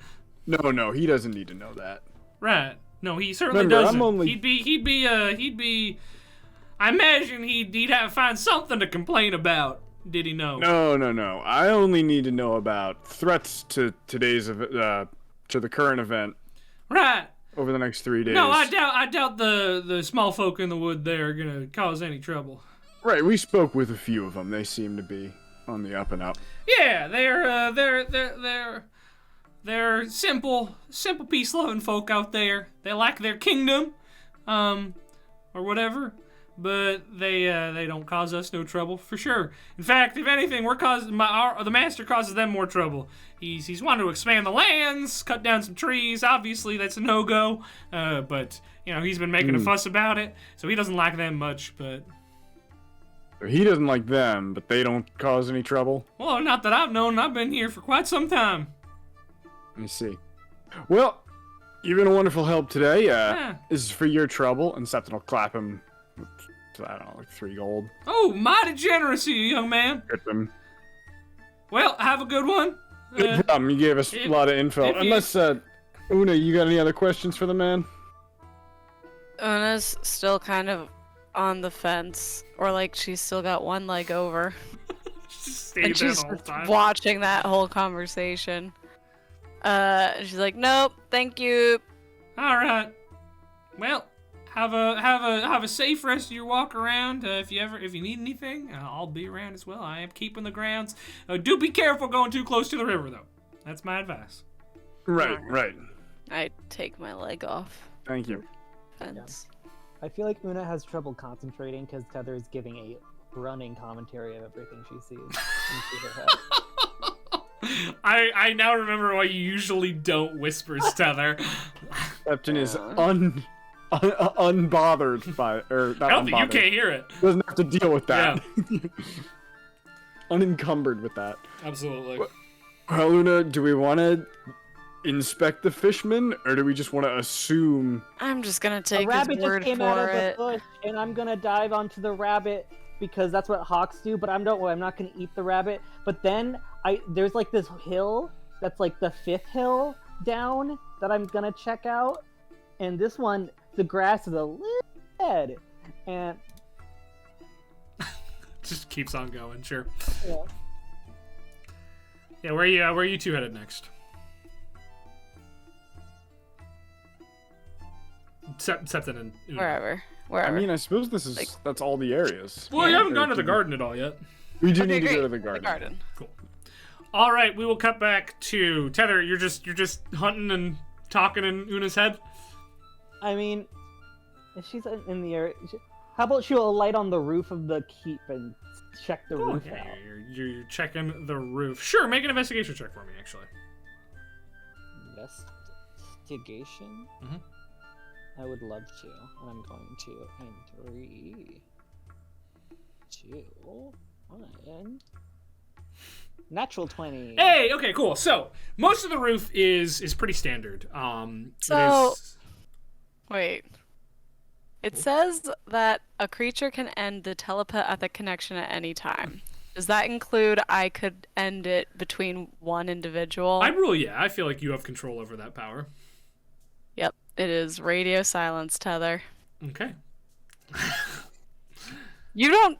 Technically, you don't. I don't know if You don't know that that it it's ends. gone. You just don't hear Una saying anything to you. Well, that's okay. We're doing a mission, so I completely understand. Most of the roof is pretty standard, Tether. You see stone, wood, the things you'd expect. But as you go towards the center chateau, you do notice on the top there is a tower with a glass dome as a ceiling. It is not very thick nor sturdy glass, and you see a strange sort of tube-like device has been set up in there. You imagine to look through the glass ceiling. That is a serious weak point. If they got through there's stairs leading downwards. You imagine if this glass was broken, people could absolutely enter through this place. Probably be kind of loud because you'd have to be breaking glass, but that is the only like structural weakness you find on the roof here. I mean, not if you can turn into gas like I can and just look through the tube. Well, the tube isn't out. The tube is in. You could see into the room, and there is a tube. I thought it was looking just up. like. No, Okay. it's a telescope. It is a telescope. There's an orrery. Like, this is clearly a room dedicated to looking at the sky. Is there anyone in the room? No, it is empty.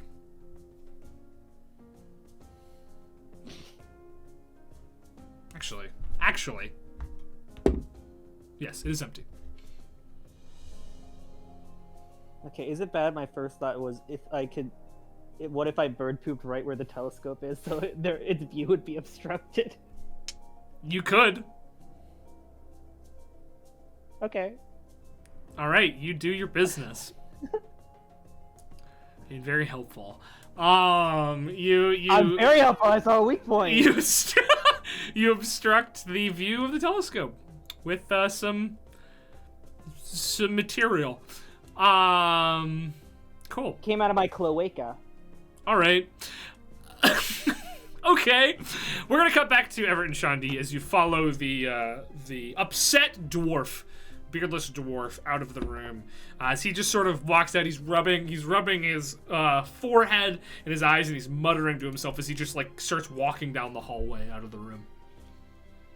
Pardon me. Right. And who are you then? As he turns around and looks sort of annoyed. We are the official first line of defense for the banquet. Look at our pins. Right. So you're not the Emperor's envoys? Unfortunately, no. Right. Well, great. Good. What do you need from me? Oh, well, I am an inspiring magical user. And I've just recently actually met the world, and I thought that... You met the stuffy old bastard. Oh, you don't think very much of him? Well, he's a leader of our order, but he learn to play some death dice, you know? Oh, yeah. Yeah. No, that's funny. Well, it's nice to meet you. This is I'm Everett, by the way. Everett Cornelius Nelson. This is my pal Shandi. Hello. And my other pal, Master Argonetti. Well, it is a pleasure to make your acquaintance, Master Wizard. As he creaks his statue arm and waves a little bit, and he goes, Is that yours? Did you make that? Oh no, he's a person. He's just a long time dead, but alive now again. You put a soul in a statue? I mean, I don't know that I did that. I think that I connected them. I think is the way it felt like what I did. Are you one of the world's proteges then? Are you training under him? No. I'm part of the Bright Futures Initiative. And I'm training with Averth. Oh, real Sinian. No, that's a kid who knows how to have a little bit of fun. You gotta pressure him to get there, but yeah, I like him. But he introduced me to the world because you're the project Real Sinian's been working on. I understand. I apologize for the curtness. I'm just rough couple of days. Sorry for being rude. Seems you're any friend of Averth is at least an acquaintance of mine. The name, though I know I probably don't need introduction, is Laren Haas. Of course you do not. It's lovely to meet you, in person. Anyway, so what do you need from me, Everett Cornelius Nelson? That's good. My name. It's a good one. So parents must have been fans. I guess. So we're the security service. For the event. So if you just see any problems, you can let us know. Well, I've got plenty of problems, but I doubt they're ones that you can solve. I don't know. Try us. How much money you have on you? Oh, we're making some good money. So I have future money. Right, future money is kind of my whole problem. But that's neither here nor there. Do you know if the Emperor is here? Not to our knowledge. No, we don't. Sorry. That sleazy bastard. Right. Well, then you can't solve my problem, I don't think. All right. Well, good luck. I guess we'll see you around. I don't want to take up too much of your time. You seem busy. I am the opposite of busy. I got nothing to do, and I'd rather be anywhere than here, frankly. You want to play Death Dice? Are you a betting man? And you see his eyes, like, gleam. Sure. Yeah. Alright. What you wagering?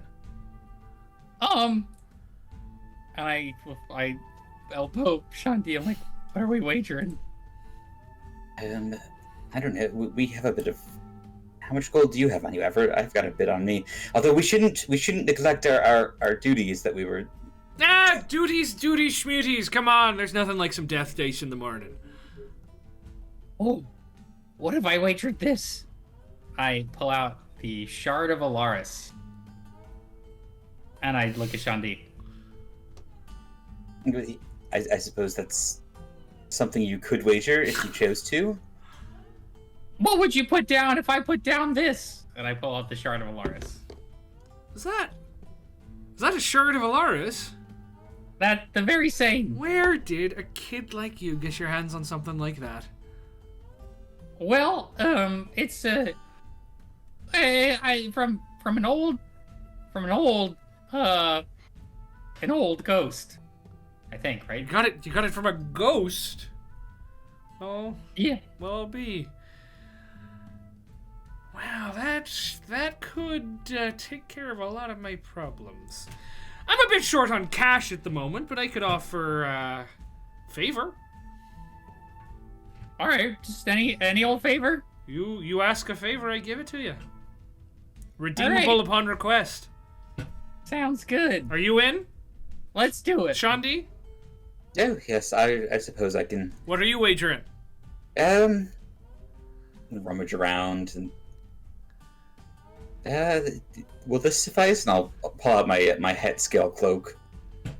Well, I suppose it's not really on the same level as the other things, but well, It's very warm. That it is. Well, I suppose sure. Why not? Let's get that'll be fun. Well, I also have this katana. No, you don't. You do not have that katana. I'll take it off your sheet. I swear. The blade is and you'll remove me. the soundboard too. I'm a busy person, Peter. Working 60 hours a week, my guy. I don't have time. I don't have time to counteract your dweebery, you guys. Okay. All right. Okay. No, I see how it is. He says, it's not quite up to the same level as this other stuff. If you want to be on fair footing, maybe throw something else in? I can throw in a bit of gold as well. How much? How much gold does Shanti have? Where is gold? Oh. Yeah. Say 150. Okay. No. Oh, 150 gold? Alright, I guess you're playing for low stakes. Fine, sure. Alright. Are we agreed? Let's start the roll off to see who goes first. And he pulls out a personalized set of death dice. And he like clears off a table. This guy plays a lot of death dice, you get the sense. So everybody roll a d20 to see who goes first. 9. 12. He rolled a 17, so he is going to be going first. All right, we start with the D100. What does the Shard of Alaris do? Just so I'm clear on what the stakes are being. While holding the shard in one hand, you may concentrate upon it as one would a spell in order to become invulnerable to one type of damage. Okay. It's helped us before. Yeah. Right, I was just curious. Sorry, 1 second. Cool. Now, remind me of the rules of death dice. Yes, the rules of death dice. You have to roll lower than what was rolled before. Hello? Oh my god, sorry. Stream just freaked out. You have to roll lower than what was rolled before. He rolls a D. He already rolled that. I'll tell you what it is in a second. But he rolls a D100. The second place. who got lower than the two of you? One of you got a 12, and one of you got like an 8. I think I got a Everett 9. All right, so Everett, you're going second because you rolled lowest. He rolls a D100. You have to roll lower than that. If he rolls below 20, you switch to a D20 for the next roll. Below 12, you switch to a D12. Below 10, you switch to a D10, all the way down. When one person gets out, they're out, and you start back up at the top for the next round. So he has rolled, and he rolled very well. He rolled a 29. So Everett, you have to roll a D100 and beat 29. Hey, thank you for the follow. Much appreciated. You're good at this. Hey, luck is on my side every now and again. 40. You are out! We start again! Alright, Shanti, roll a d20 to see who goes first. He rolls 17 again. Goddamn. 16. Okay, he's gonna go first. He rolls a 48. Okay. I roll a 45. Hey! Alright, he's gotta roll again. He rolls a 15. So go ahead and switch to a d20. I rolled a 9. Yes! Okay, he is gonna roll a d10. He rolled an 8. Oh, Go ahead and roll a d10. come on. 3. Okay, he's gonna roll a d4. 2. Is it a coin flip now? Yeah, it's a coin flip. It's a coin. Actually, it is. It's a d2. Yeah. Okay. Heads is 2. Tails is 1. Thank you. Yeah, one of our friends, Elliot, made all the art. I'm glad you like it. So, 2, you meet. So that's a loss, unfortunately. As he sweeps the head scale. No. As he sweeps the head scale cloak, the 150 gold, and the shard of Alaris over to his side of the table, and he says, "Well, that's a good game. You want to go again? Double or nothing?" I don't know if I have anything else worth as much as that. You probably don't. And we really should be getting on with our duties. If All we wanna... right. Well, if you want a chance to win this stuff back, I'll be around here. I ain't doing shit else, so. We'll know where to find you. What about these? And I produced the horseshoes of a Zephyr. What are those? They they're when you put them on a horse, the horse floats. Ah! Pretty cool. No, I mean you could probably sell that for some good money. I wouldn't say that's worth everything I just won, but I'd put up. Well, that's the spirit of double or nothing, isn't it? Well, yeah, but you're not doubling. That's the problem. You gotta double too. Fair enough. I'll put up a favor in this cloak in exchange for your horseshoes. Is it out of game? Is that how? That's not how double or nothing works, right? Double or nothing is on the person who won, right? If you win in blackjack and you win, it's not like you get. You know what I'm saying? Well, yeah, but Death Dice is two parties wagering, so. Oh, okay, fair enough. Okay, I really want that shard back.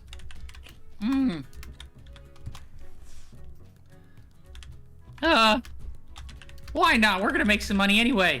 How about this? Instead of the horseshoes, I pull out the Mistral Cloth. Ooh. Now that's interesting. That's one of them, things from the, Oh. It's Magitech. Well, it's not Magitech, actually. It's from, it's for transportation across the windswept plains. Right, yes, no. On the Wethrin Plains. Yeah, no, center of the country. It's a somewhat rare item. You put down... Some would say it's wondrous. You put down both, and I'll put down everything I just won. Double or nothing. Ooh. You drive a hard bargain, but sure. I know I do. Stop it! I'm turning. I know who does it every time because a trumpet shows up in front of your faces. I'm turning that soundboard off. I will do Don't it. turn it off. I just finally figured out how to do it. It's going away. All right. And are you in, Shundi? Unless I were to take a trip back to my quarters, I don't have anything double enough to put up here. Right. Well, then it's just you and me. Go ahead and roll a d20, Tommy. Come on! 16. He rolled a 3, so you're starting. Go ahead and roll a d100. All right. Give me like a 21. Yeah, I mean that's the best thing you can roll. 44. 44. He rolls 40. Ooh. 17. Okay, he's switching. He rolls a 20. Yes! And you All right, baby! you sweep all the stuff over, and he just goes, shit. All right, no, fair. Right, so you get all your stuff back, and I owe you a favor. Great. You want to play for more? You want to so I can win that back, or? Well, we're gonna be here for 3 days, as I imagine you are. So why don't we sleep on it, and then maybe we can have a second competition before we leave. Sure. Right. Totally. You sure you don't want to just play now for it, though? And there's a little bit of desperation in his eyes, like he's been in this spot before.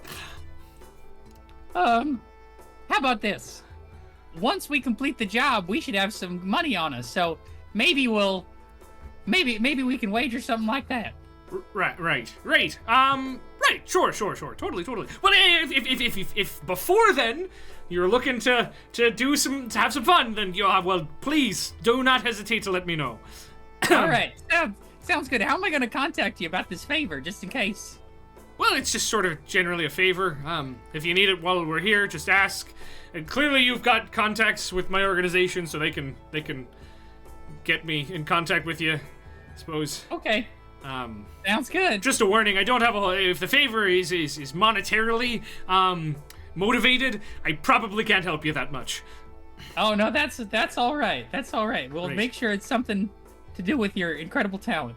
And just to make totally and 100% sure, you're sure you don't want to go for another round right now? I think we have to be doing our jobs now is the thing. Right, So, right. No, totally. yeah. Yes, no, I get it. Right. Cool. Good. All right, good chat. I'll just, right. And he sort of sighs and panickedly walks away from you. And he's now mumbling to himself again, just like when you encountered him the first time. Okay. Fully an addict. Amazing. All right. Well, I suppose we should do a bit of a patrol, see if these schematics add up, search for points of weakness, points to watch out for. I think that's a fantastic idea. And if we have some extra time, I have an idea percolating. All right, sounds good. All right, you head on out. We'll cut back to Shandi and Una. Mm-hmm. Yeah, Shandi and Una. Whoa, Sandy, Second what? time this week. Michael isn't the only one getting Peter and I confused. This is the second time this week people are confusing me and Winfield. No, sorry, Septon and Una. Your names both start with S's. I never got Turn and Tether confused. I never Never. said that. That was me. Everyone did. That was did everyone else. because we're I didn't. identical. Rip in peace, Turn. Turn Illy. He's out there somewhere looking for his memories. Dead in a ditch somewhere. He could be at this point. Every day Phoenix wakes up and rolls a d20, and if he rolls a 1, Turn dies. He didn't ask me to do this. He just decided that on his own. All right, Una and Septon, you make your way into the garden. It is an exquisite garden. It is well tended. I mean, it's a pretty damp, cold environment that you find yourself in, but despite that, this garden seems to be thriving. I mean, obviously the water is good, but too much water isn't great for the flowers and the shrubs in here. But somehow, probably through a lot of money and probably some magic, they're managing to keep this garden very nice. There is not like a hedge maze, but it is separated by various well-trimmed hedges. There's flower beds. There's a small vegetable garden, but it doesn't seem like that's the focus here. It seems mostly for decoration. There's benches. There's gazebos. I mean, the garden itself is as big as the chateau, as the actual building. It goes on for a very, very long time. Plenty of places to hide in here, but it is walled, and on top of the wall you do see some sort of sapphires encased in engineered metal, and you recognize that as some sort of magitech. Neither of you are experts in that field, so you're not sure exactly what it is, but like at regular intervals along the top of the wall here, you see these devices. As you wander about, the garden right now is pretty sparse. There are some servants setting up coverings that people and chairs and stuff underneath them, but there's nobody of real import. That is, with the exception of, as you turn around a corner and you see a small pond in the center of the estate, you see a man standing next to it. And I don't think either of you actually met this guy before. I think it was just Tether who met him. You were by yourself when you met him, right? Yeah. There's a man. He is finely dressed, but his clothes are a little bit ill-fitting. He is probably in his 50s. Let me just double check what I wrote down for him. He's not a young man. He's human. But he clearly puts a lot of time into his appearance, but still kind of looks weaselly anyway. He has a cane. What's going on? He has a cane that he is leaning on as he looks out over the river, and you can see that he has a symbol of Caerleone fastened to his lapel. The lion of Caerleone. And he's looking out over the pond, but as you approach without turning, he says, "Hope you don't mind the rain." Is it raining? Yeah, it's drizzling. It has been the whole time. Okay. I hear it gets much worse than this, though. Oh, we've seen worse weather. I'm sure you have. And he turns to you and proffers a hand. I'll shake his hand. I'm Septon Xanthus with the Bright Futures. This is Una. I know. Have we met before? No, but it's my job to know these sorts of things. I am Inquisitor Mateus Duriba of Caerleone.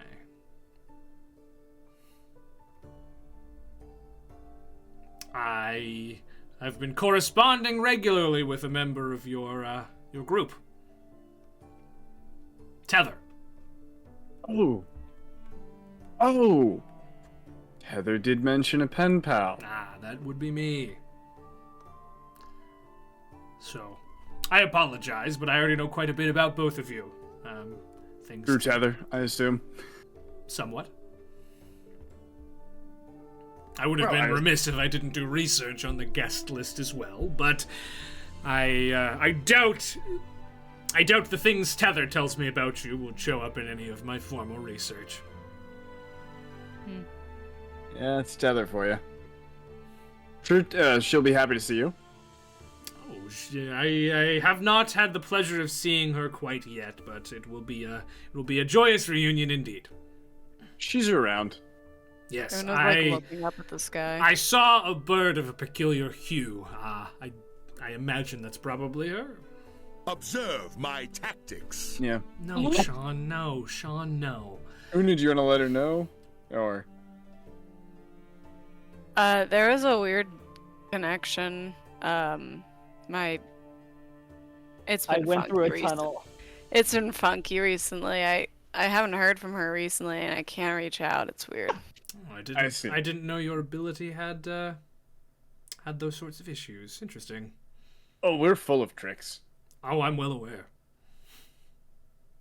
Speaking of tricks, with you being a inquisitor yourself, a lawman, and you said you did some research. Yes. You said you did your research into the guest list. Yes. As we are on the security detail, I don't suppose there's anything you could share with us. Well, I imagine you'll be briefed on this later, but no harm telling you now. We are friends, or at least we have a mutual friend. Yes, many folks are coming. Many of the nobility of Zymor are arriving. It's quite an exciting spectacle. Do you know what the summit is for? Something to do with portals? Yes, in the closing of them. They have developed a device that allegedly can close planar rifts. Not just the small ones, but the large, more naturally occurring ones as well. They're going to demonstrate that. I'll believe it when I see it, frankly. Those are forces of nature. But with your country's insistence on magic technology, or whatever you call it, perhaps the laws of nature have been thwarted by man. A great idea. I'm sure they wouldn't be closing all rifts. I mean... Well, no, your country is sustained by rifts, but this Right. is... I'm sure I don't have to tell you how powerful this tool would be. In any hands. Of course. You'll have to excuse my... You have to excuse me, I, as you might guess, have a personal relationship with rifts to other planes. Yes, and you might be one of the ones who should be most concerned. A little. I don't like putting my cards on the table, but I like you, from what I've heard from Tether. We could get along. I don't much approve of this project. Normally, we get invites to these summits regularly. I mean, the invites go out. They go as far as Salos, and oftentimes they are ignored. Because it's just another useless invention by your country whose head is stuck so far up the ass of Magitech that they couldn't breathe if they wanted to. But this one's concerning. I mean, I see the point of it. You know, if one of the more unsavory planes were to open a rift all of a sudden, a situation where the whole plane slipped through a rift at one point. In your lifetime. I don't think I was here for it, though. I doubt you were, but I was, and it wasn't pleasant. Right, And I so see imagine that is why this is being created. Of course, any tool can be used for good. Most tools, I've found, aren't. But that's the speculation of an old paranoid man. Don't take it with a grain of salt, please. Well, I see your standpoint. I don't suppose there are others around here who are like-minded as you and I, who have come here to see the tech, but are a little concerned about it. Well, the guest list, it's a bit more, it's a bit more full than usual. Like I said, these invites go out every time they have something new they want to show off, but usually they're fairly ignored. This time, a lot more people said yes. A lot more people are coming, though notably, not on the guest list, any Nildorian representation. The elves have been kept squarely out of this, it seems. They weren't invited, or they're busy with their situation? Well, they're not quite busy with their situation, are they? Between you and me, they're not doing a whole lot. But, no, they were not on the list. Hell, even Selosians were invited, but not the Nildorians.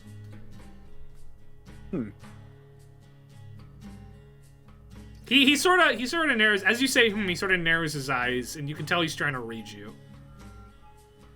And Septon has no connection to Nildor.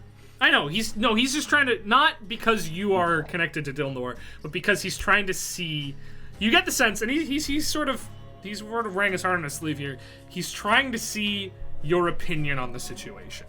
He's very visibly, like, making an insight check here.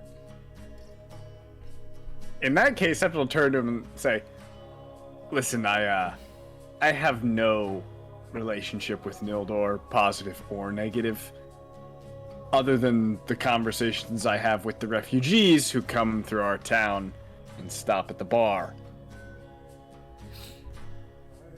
The elves I'm related to are of other planes, not so much. Sure, maybe you go far enough back in the family tree, a few millenniums. Probably a connection, but Oh, undoubtedly. can't say I have a stance one way or the other on the politics of Nildor. Well, officially speaking, my stance is we support Nildor in their endeavors. My country and theirs have been allies since they existed. Personally, no, my feelings are a little more complicated than that.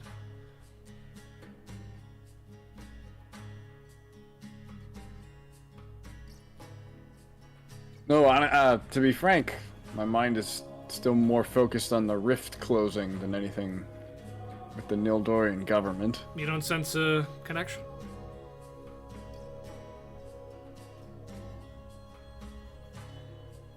And he is smiling a little here. This is like, it's not a test, but he's leading you to something.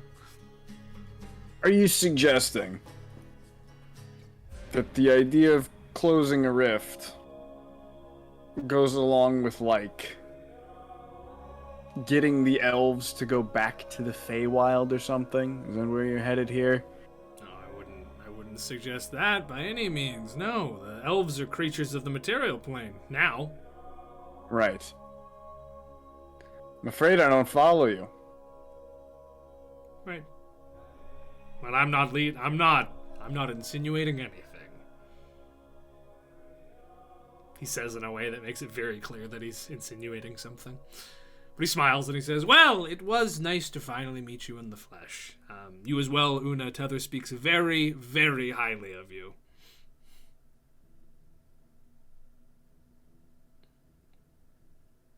Cool. Right. Well, I've more of the garden to see, people to speak to. If you do manage to get in contact with Tether, I'd love to sit down and have a chat with her. Are you all here? The whole group. The tiefling included. His name, Turn, it is, right? He's away on a private matter. Nah, he didn't come back from that whole thing yet, did he? He's face down in the gutter somewhere. Cut to. Well, He started his own life. and Lost all his memories. He's like, I might as well start a little family. He lost his memories again. Yeah. second time. He doesn't remember ever coming here or Or coming he just back. doesn't believe us. He's like, all these people were telling me one thing. I don't think that's true. And you're here He goes with. and he makes a house in a swamp. He goes Shrek mode. He becomes depressed and goes to the Underdark. Oh no. Becomes a banker. Oh no. There's a glitch in the Matrix. And you're joined by, I assume, Corel? Has the young one come back to you yet? The young one. Well, I suppose he's not really young anymore. Whoa, what was his name? William. William Johnson. Has he come? Has he returned to your program yet? Oof. William He's, Johnson died a long time ago now. Yeah, several times. Hasn't stopped him yet. Several. Well, Sorry, I did know- you not? I apologize. I'm aware of 2 deaths. Right. Perhaps I've said too much. I have people to speak to. I apologize for the. Sounds like I have a song to rewrite. Right. Well, I'll go seek out Tether. I apologize for the awkward end to the conversation. I suppose I spoke a little out of turn there. Don't worry, this is how all our conversations end. Not our, but conversations we have with people. That is unfortunate. I apologize. Right. And he sort of stretches a little bit and then begins to hobble away with his cane. Okay, Una. Since I am the mouth of our adventuring party here, but not the brains, do you have any idea what he was talking about with the plane closing and Nildor? Because I genuinely have no idea what he was talking about there. I gotta be honest, I spaced out. Fair enough. He was like, we're I- talking about magic tech that can close portals between planes. And he was like, and Nildor wasn't invited. Certainly they, don't you think? And I don't know what he meant. I do not know what he meant. Either saying they don't want Nildor to have that information for whatever reason, or they're gonna use it against them. Does some Nildor way. have planes? Is that a thing? I thought that was where you were from. That was full of plane holes. Portals. That's what they're I'm called. close to the fire plane rift. Yes. The rift is in the Ember Waste, so you're pretty Yeah. close to Right. that. You wouldn't want that closed. Do right? I don't know. It doesn't affect my everyday life. Yeah, I don't know what the deal is actually. Keeps I don't it hot on the coast. Keeps it summery all year round. Does Nildor Okay. have stuff like that? Do they have like some plane thing going on? As far as you know, no. There is a pretty important planar rift that Nildor sort of has dominion over that you guys have seen. Primal Grove.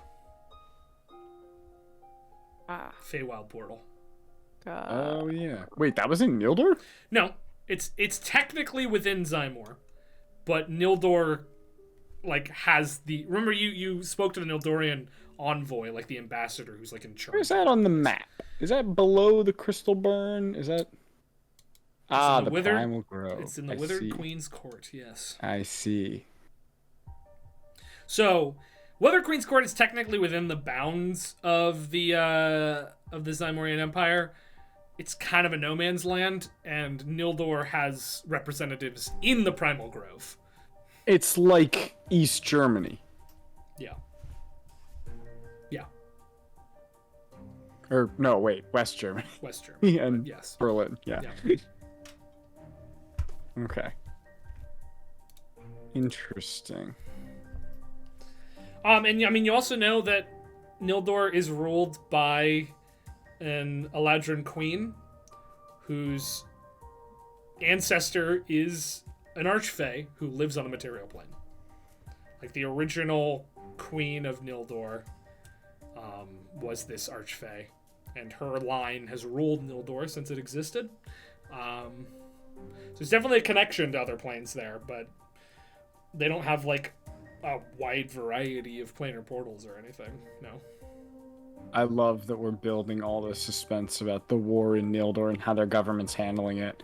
And I just have this funny feeling that in a couple months, that war will be over. Well, the war will be over, but the government response won't be.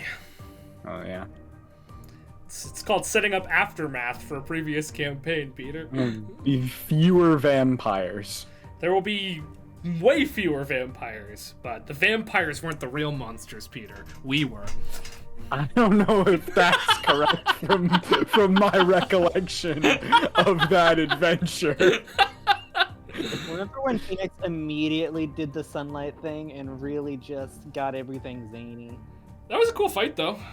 Yeah. They don't know about that yet. That hasn't released. Oh, true. And it might never release.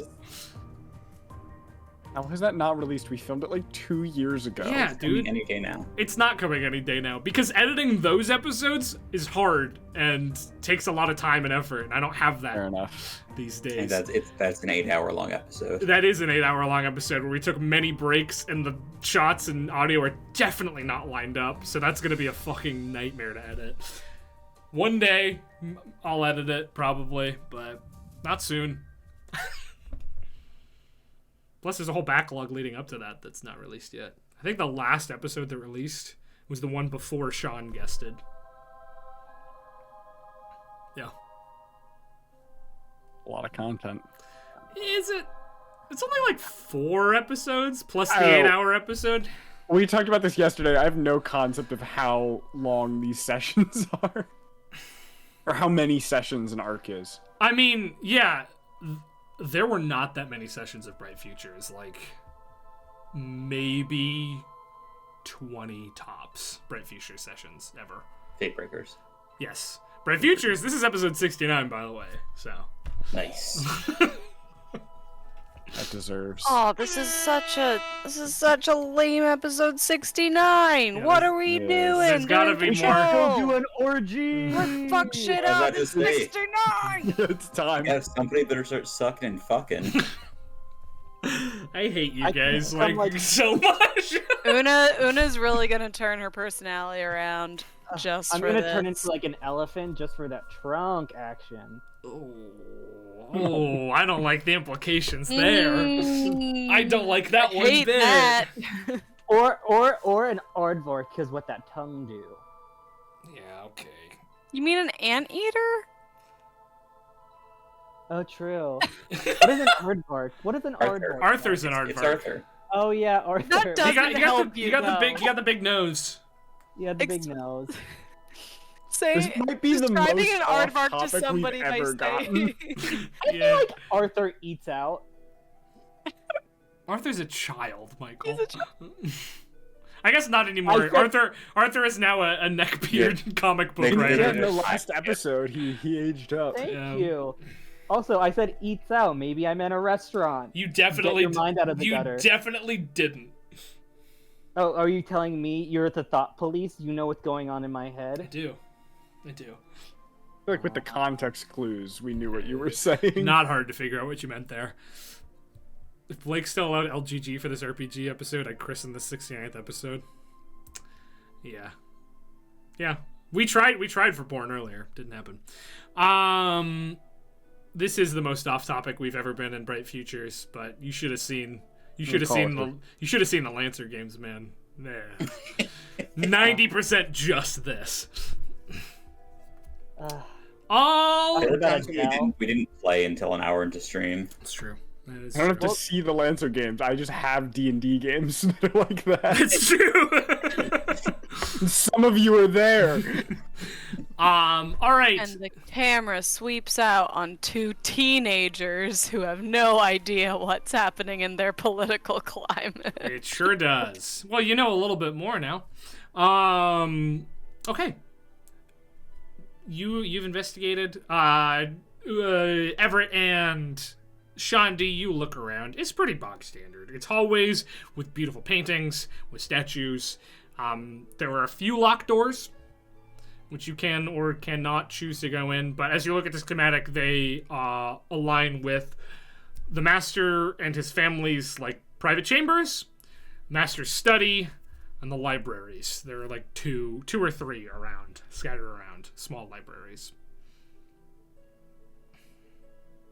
Well, everything seems to line up with the information we have. You are muted. You are muted. No. Yeah, this seems pretty open and shut. Maybe do I not know detect magic? Are you serious? Do I not?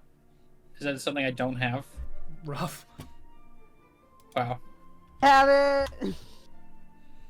I suck at this game. Cool. All right. Well, I guess we're just gonna let it be magical if it's magical. Is what we're gonna do.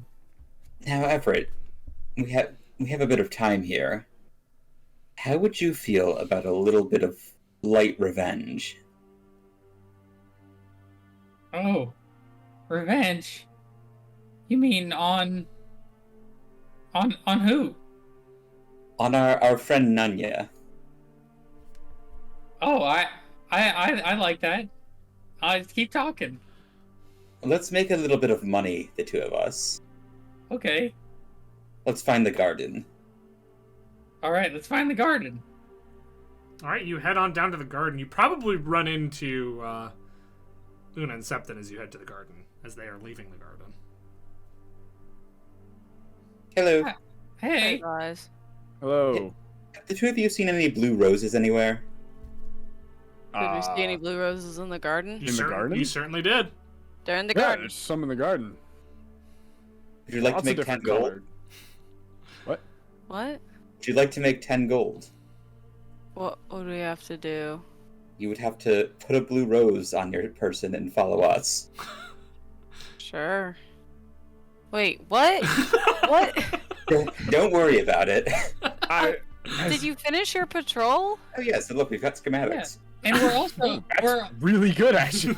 we're also owed a favor by Oh. one of the greatest wizards in the land. And we've got pins, and I hand them their pins. Okay, the pin I will put Cool. on. All right, roses. We figured some stuff out. We've got gnomes in the forest, but they're chill from what we hear. And frostfish people in the river. Fishermen in the river, which could be not great. Okay. They do sound aggressive, but they're in the river. Right. So it might not be an issue unless the river comes up to the house. That could be a problem. Yeah. They can also Maybe- probably leave the river. But... Yeah. It is roped off right now. Maybe, like, I don't know what people do, but if, like, suddenly a rager happens, we want to keep drunk people away from the rope.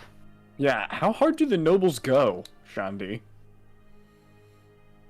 I mean, you know this lifestyle, But right? have I ever seen nobles going I hard? feel like Not Resk, and I don't know how many parties you've really been invited to.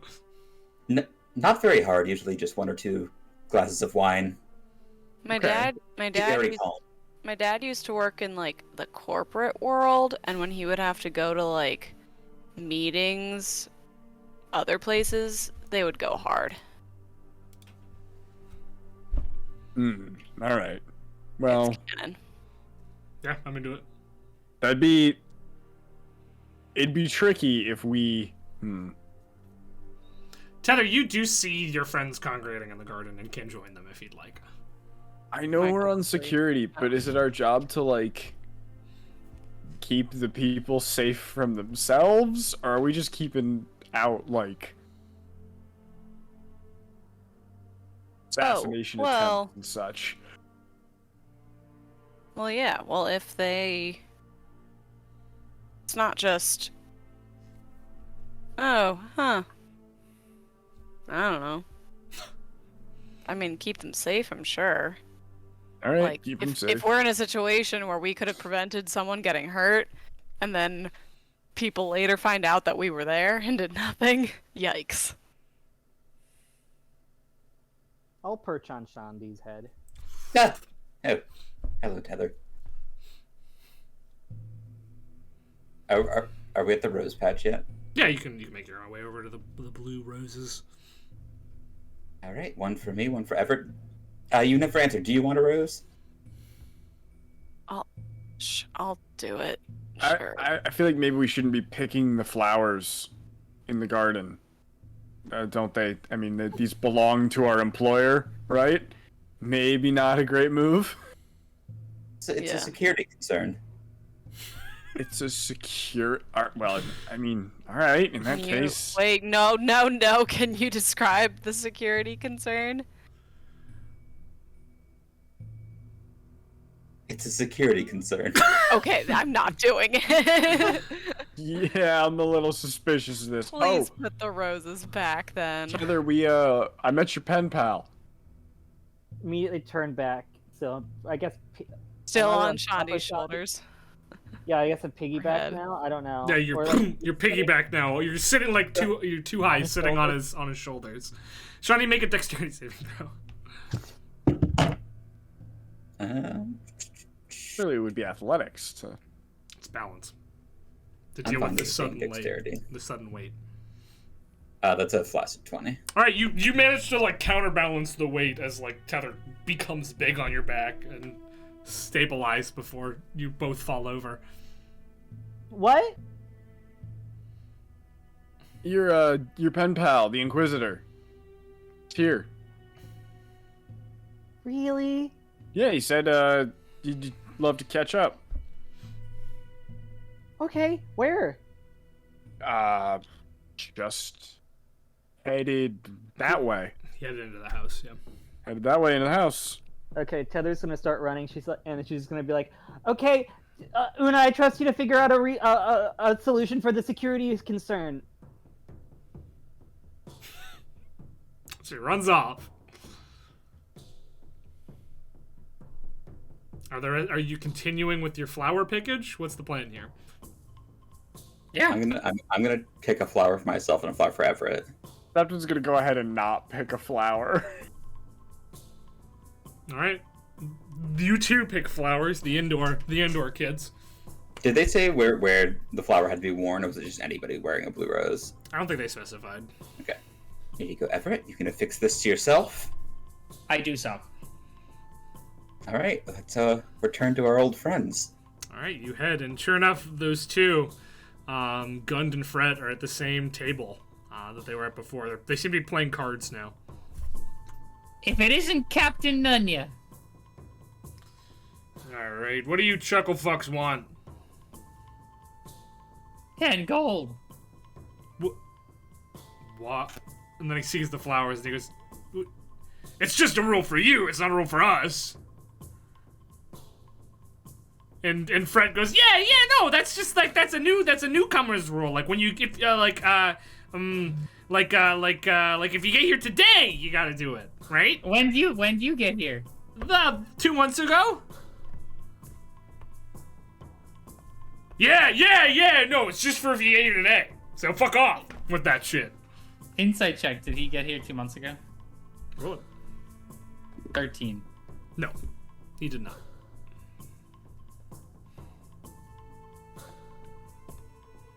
I don't know, Sean. Do you want to take it away?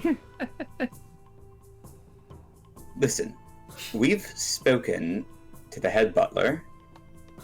We've spoken to the people in charge. We know the rule.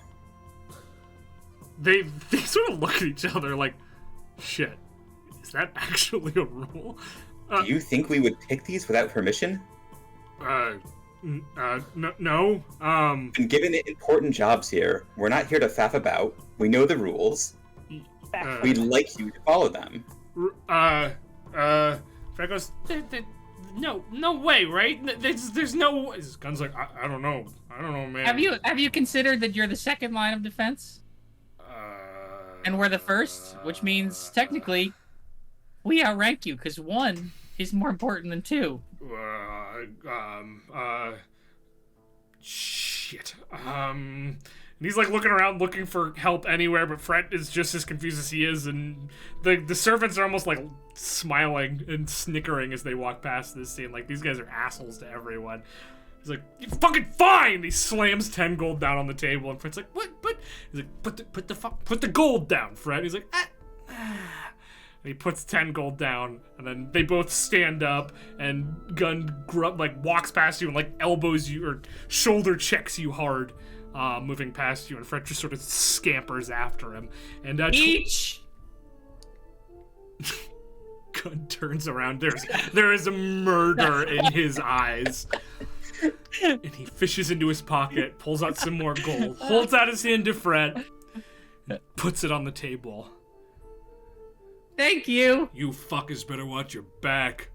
And then the two of them leave. There's 40 gold on the table.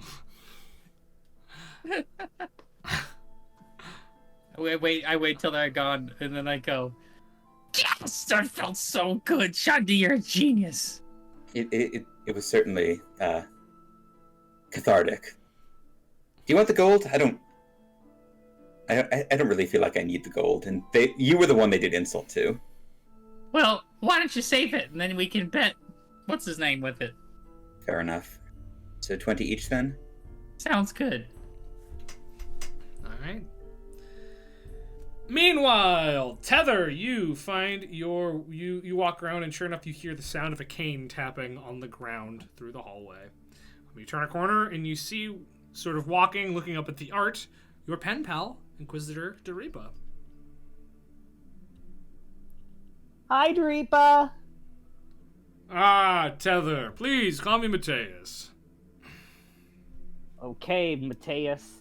What? How? I didn't know you were coming. I was invited and I decided to stop by. I didn't realize you would be here as well, though, until recently. It's almost like fate. If you believe in such things, then yes, it is like fate. How have you been, Tether? I know we've been in near constant contact, but... I can fly now. Oh, good for you. That must be useful indeed. Yeah, but they all look dead still. I think I saw you flying about. Yes, you had a distinct look to you. Yeah. Yeah. Did he get back to me about the whole, like, I messaged him? That was very recently. You're not sure Yeah. if the letter has, like, even reached him at this point. Did you get my latest letter? I sent it like 4 days ago. Oh, I doubt I would have gotten it in time. No, but we're here. Might as well tell me Okay. what's in it. Okay, I need help because I was given a lot of options, and you know me, I can't. If I get like options, it's hard to like pick one because Sure. because different options do different. I understand. Things. Yes. And so, what do you think would be a better thing to do? Apparently there's this like cool flame that what are they called? The Ifrit. Ifrit have in the elemental flame of fire Oh, yes. that I could probably like jump into. There's like this person who was a doctor and they got disbarred who's like doing weird surgeries. There is like I said, I could talk to the gods at the I forget the name of the Mount Hill area.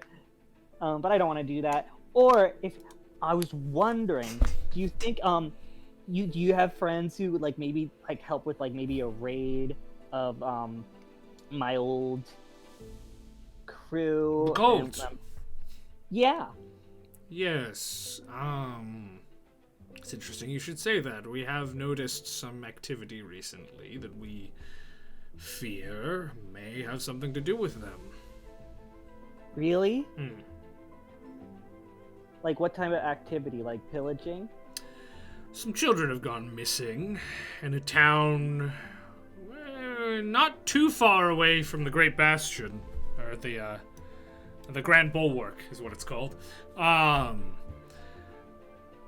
We're not entirely sure it's your people, but this does fit their MO. Their Mo. Their modus operandi. Sure. Yes, I do not have enough information to gather a strike team, nor do I think I would be given one regardless. But if you're looking for information, I'd be more than happy to share it with you. Yes, please. And maybe if you get a lot of information, Well, I don't have a lot. That's sort of the key here. Oh, okay. I know where it is, I know what's been going on, and I know how to get identification that would allow you to cross the bulwark if you wanted. You did say I could come anytime.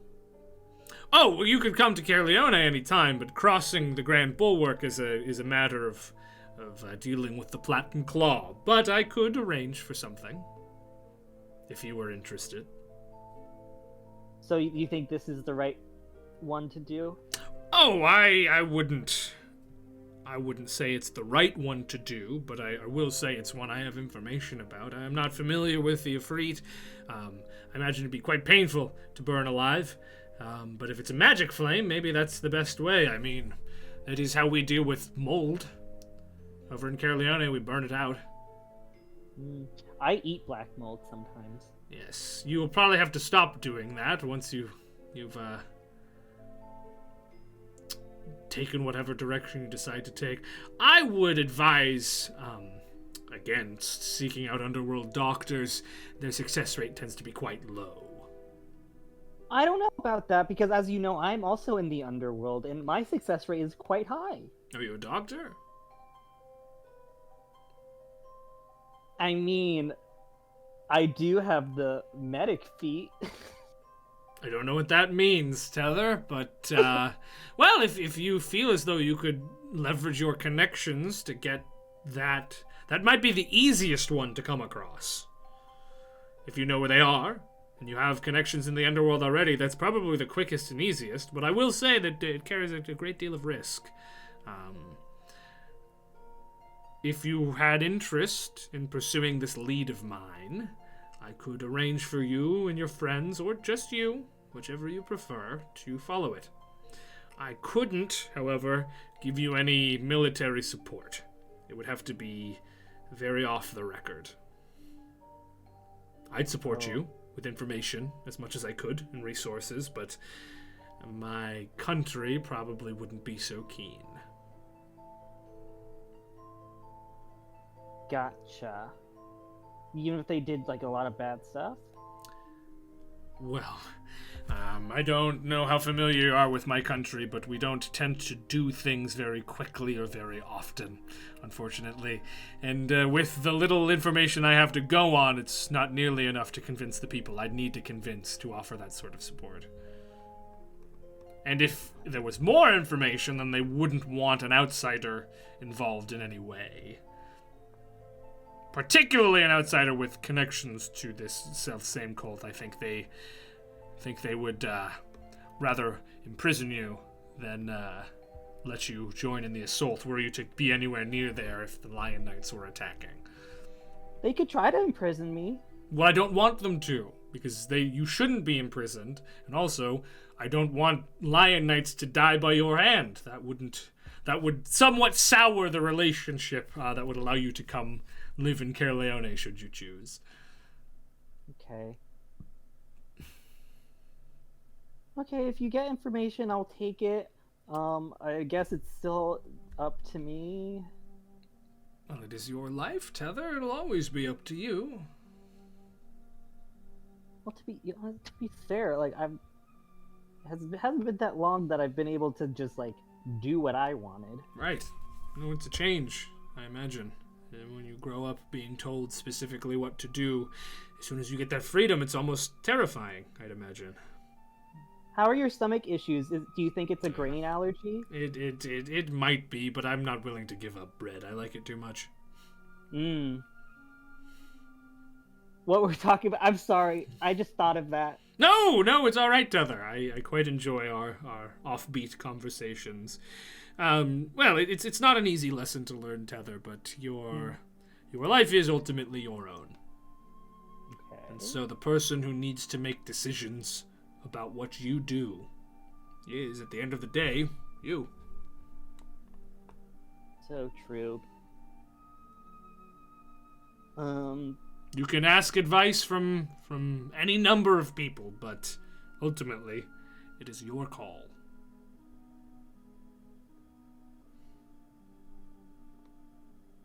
Okay, so you're here for the party? It's not really a party, but yes, I am here for the demonstration. Oh yeah, I wasn't paying attention. I wasn't paying attention. Right. It's a demonstration of new technology. Oh, and this country really likes that. That they do, for whatever reason. I know, right? It's like stone buildings. Right. Well, they go quite a bit beyond that. They are not to lay my own personal opinion too heavily upon them, but I do think they are flying in the face of the laws of this universe with some of the things that they create. Yeah, and you don't have to worry about sharing opinions. I just share my opinion with you all the time, so that's probably... No, I that's why I'm comfortable sharing mine with you, Tether. Yeah. Is there anything you're trying to get happen here? No, I'm here to find out the extent of the situation. Observe. Observe? Is it like a thing of like if I found like papers or something in a room, would you want that? No, I don't. I am strictly here observationally. I appreciate the offer, Tether. I very much do, but this is it's not a reconnaissance. It's not an espionage mission. It is. I need to know what they're telling their people. I know already what they're not. I need to know what they're saying. Oh, you know what they're not? Can I know what they're not? It wouldn't interest you. It's unrelated. Okay. Also, the first time we met, you said your favorite bug was a centipede. I did. Oh, how kind. Does it have a name? No, that's up to you. But I can cast the spell and ask it themselves. Nah, it's all right. I'll think of something. And if you don't really like it, you could eat it. Hadn't thought of that. Yeah, if it's like you're going back to Carolone and it's getting late. That's a good point. And he lets it sort of crawl onto his shoulder. It looks weirdly in place on his shoulder. Makes sense. Makes sense that it should be there.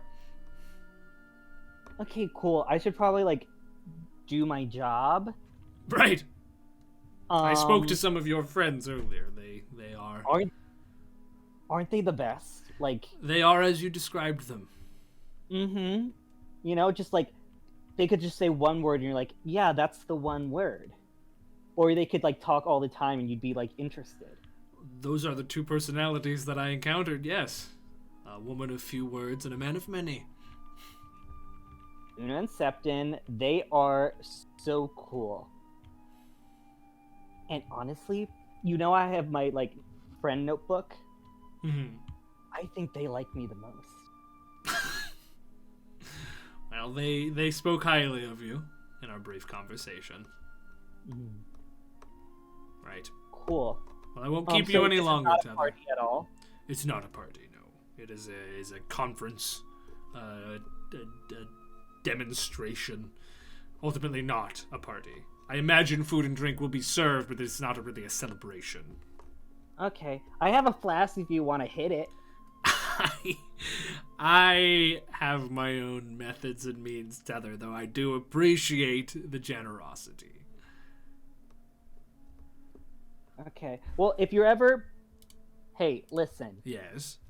If you're ever in, Kelshar, I mean, it's getting to be a happening place. Yeah, right. I do not have the diplomatic ability to visit your country very often. What if you're like... What if it wasn't diplomatic, but like personal? Like, what if you're like BFFs with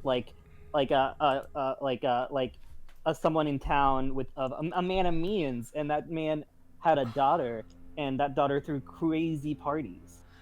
Well, because of my position in my government, yeah, I am not permitted to enter your country unless specifically allowed. Okay, the Emperor is coming. I'll ask him.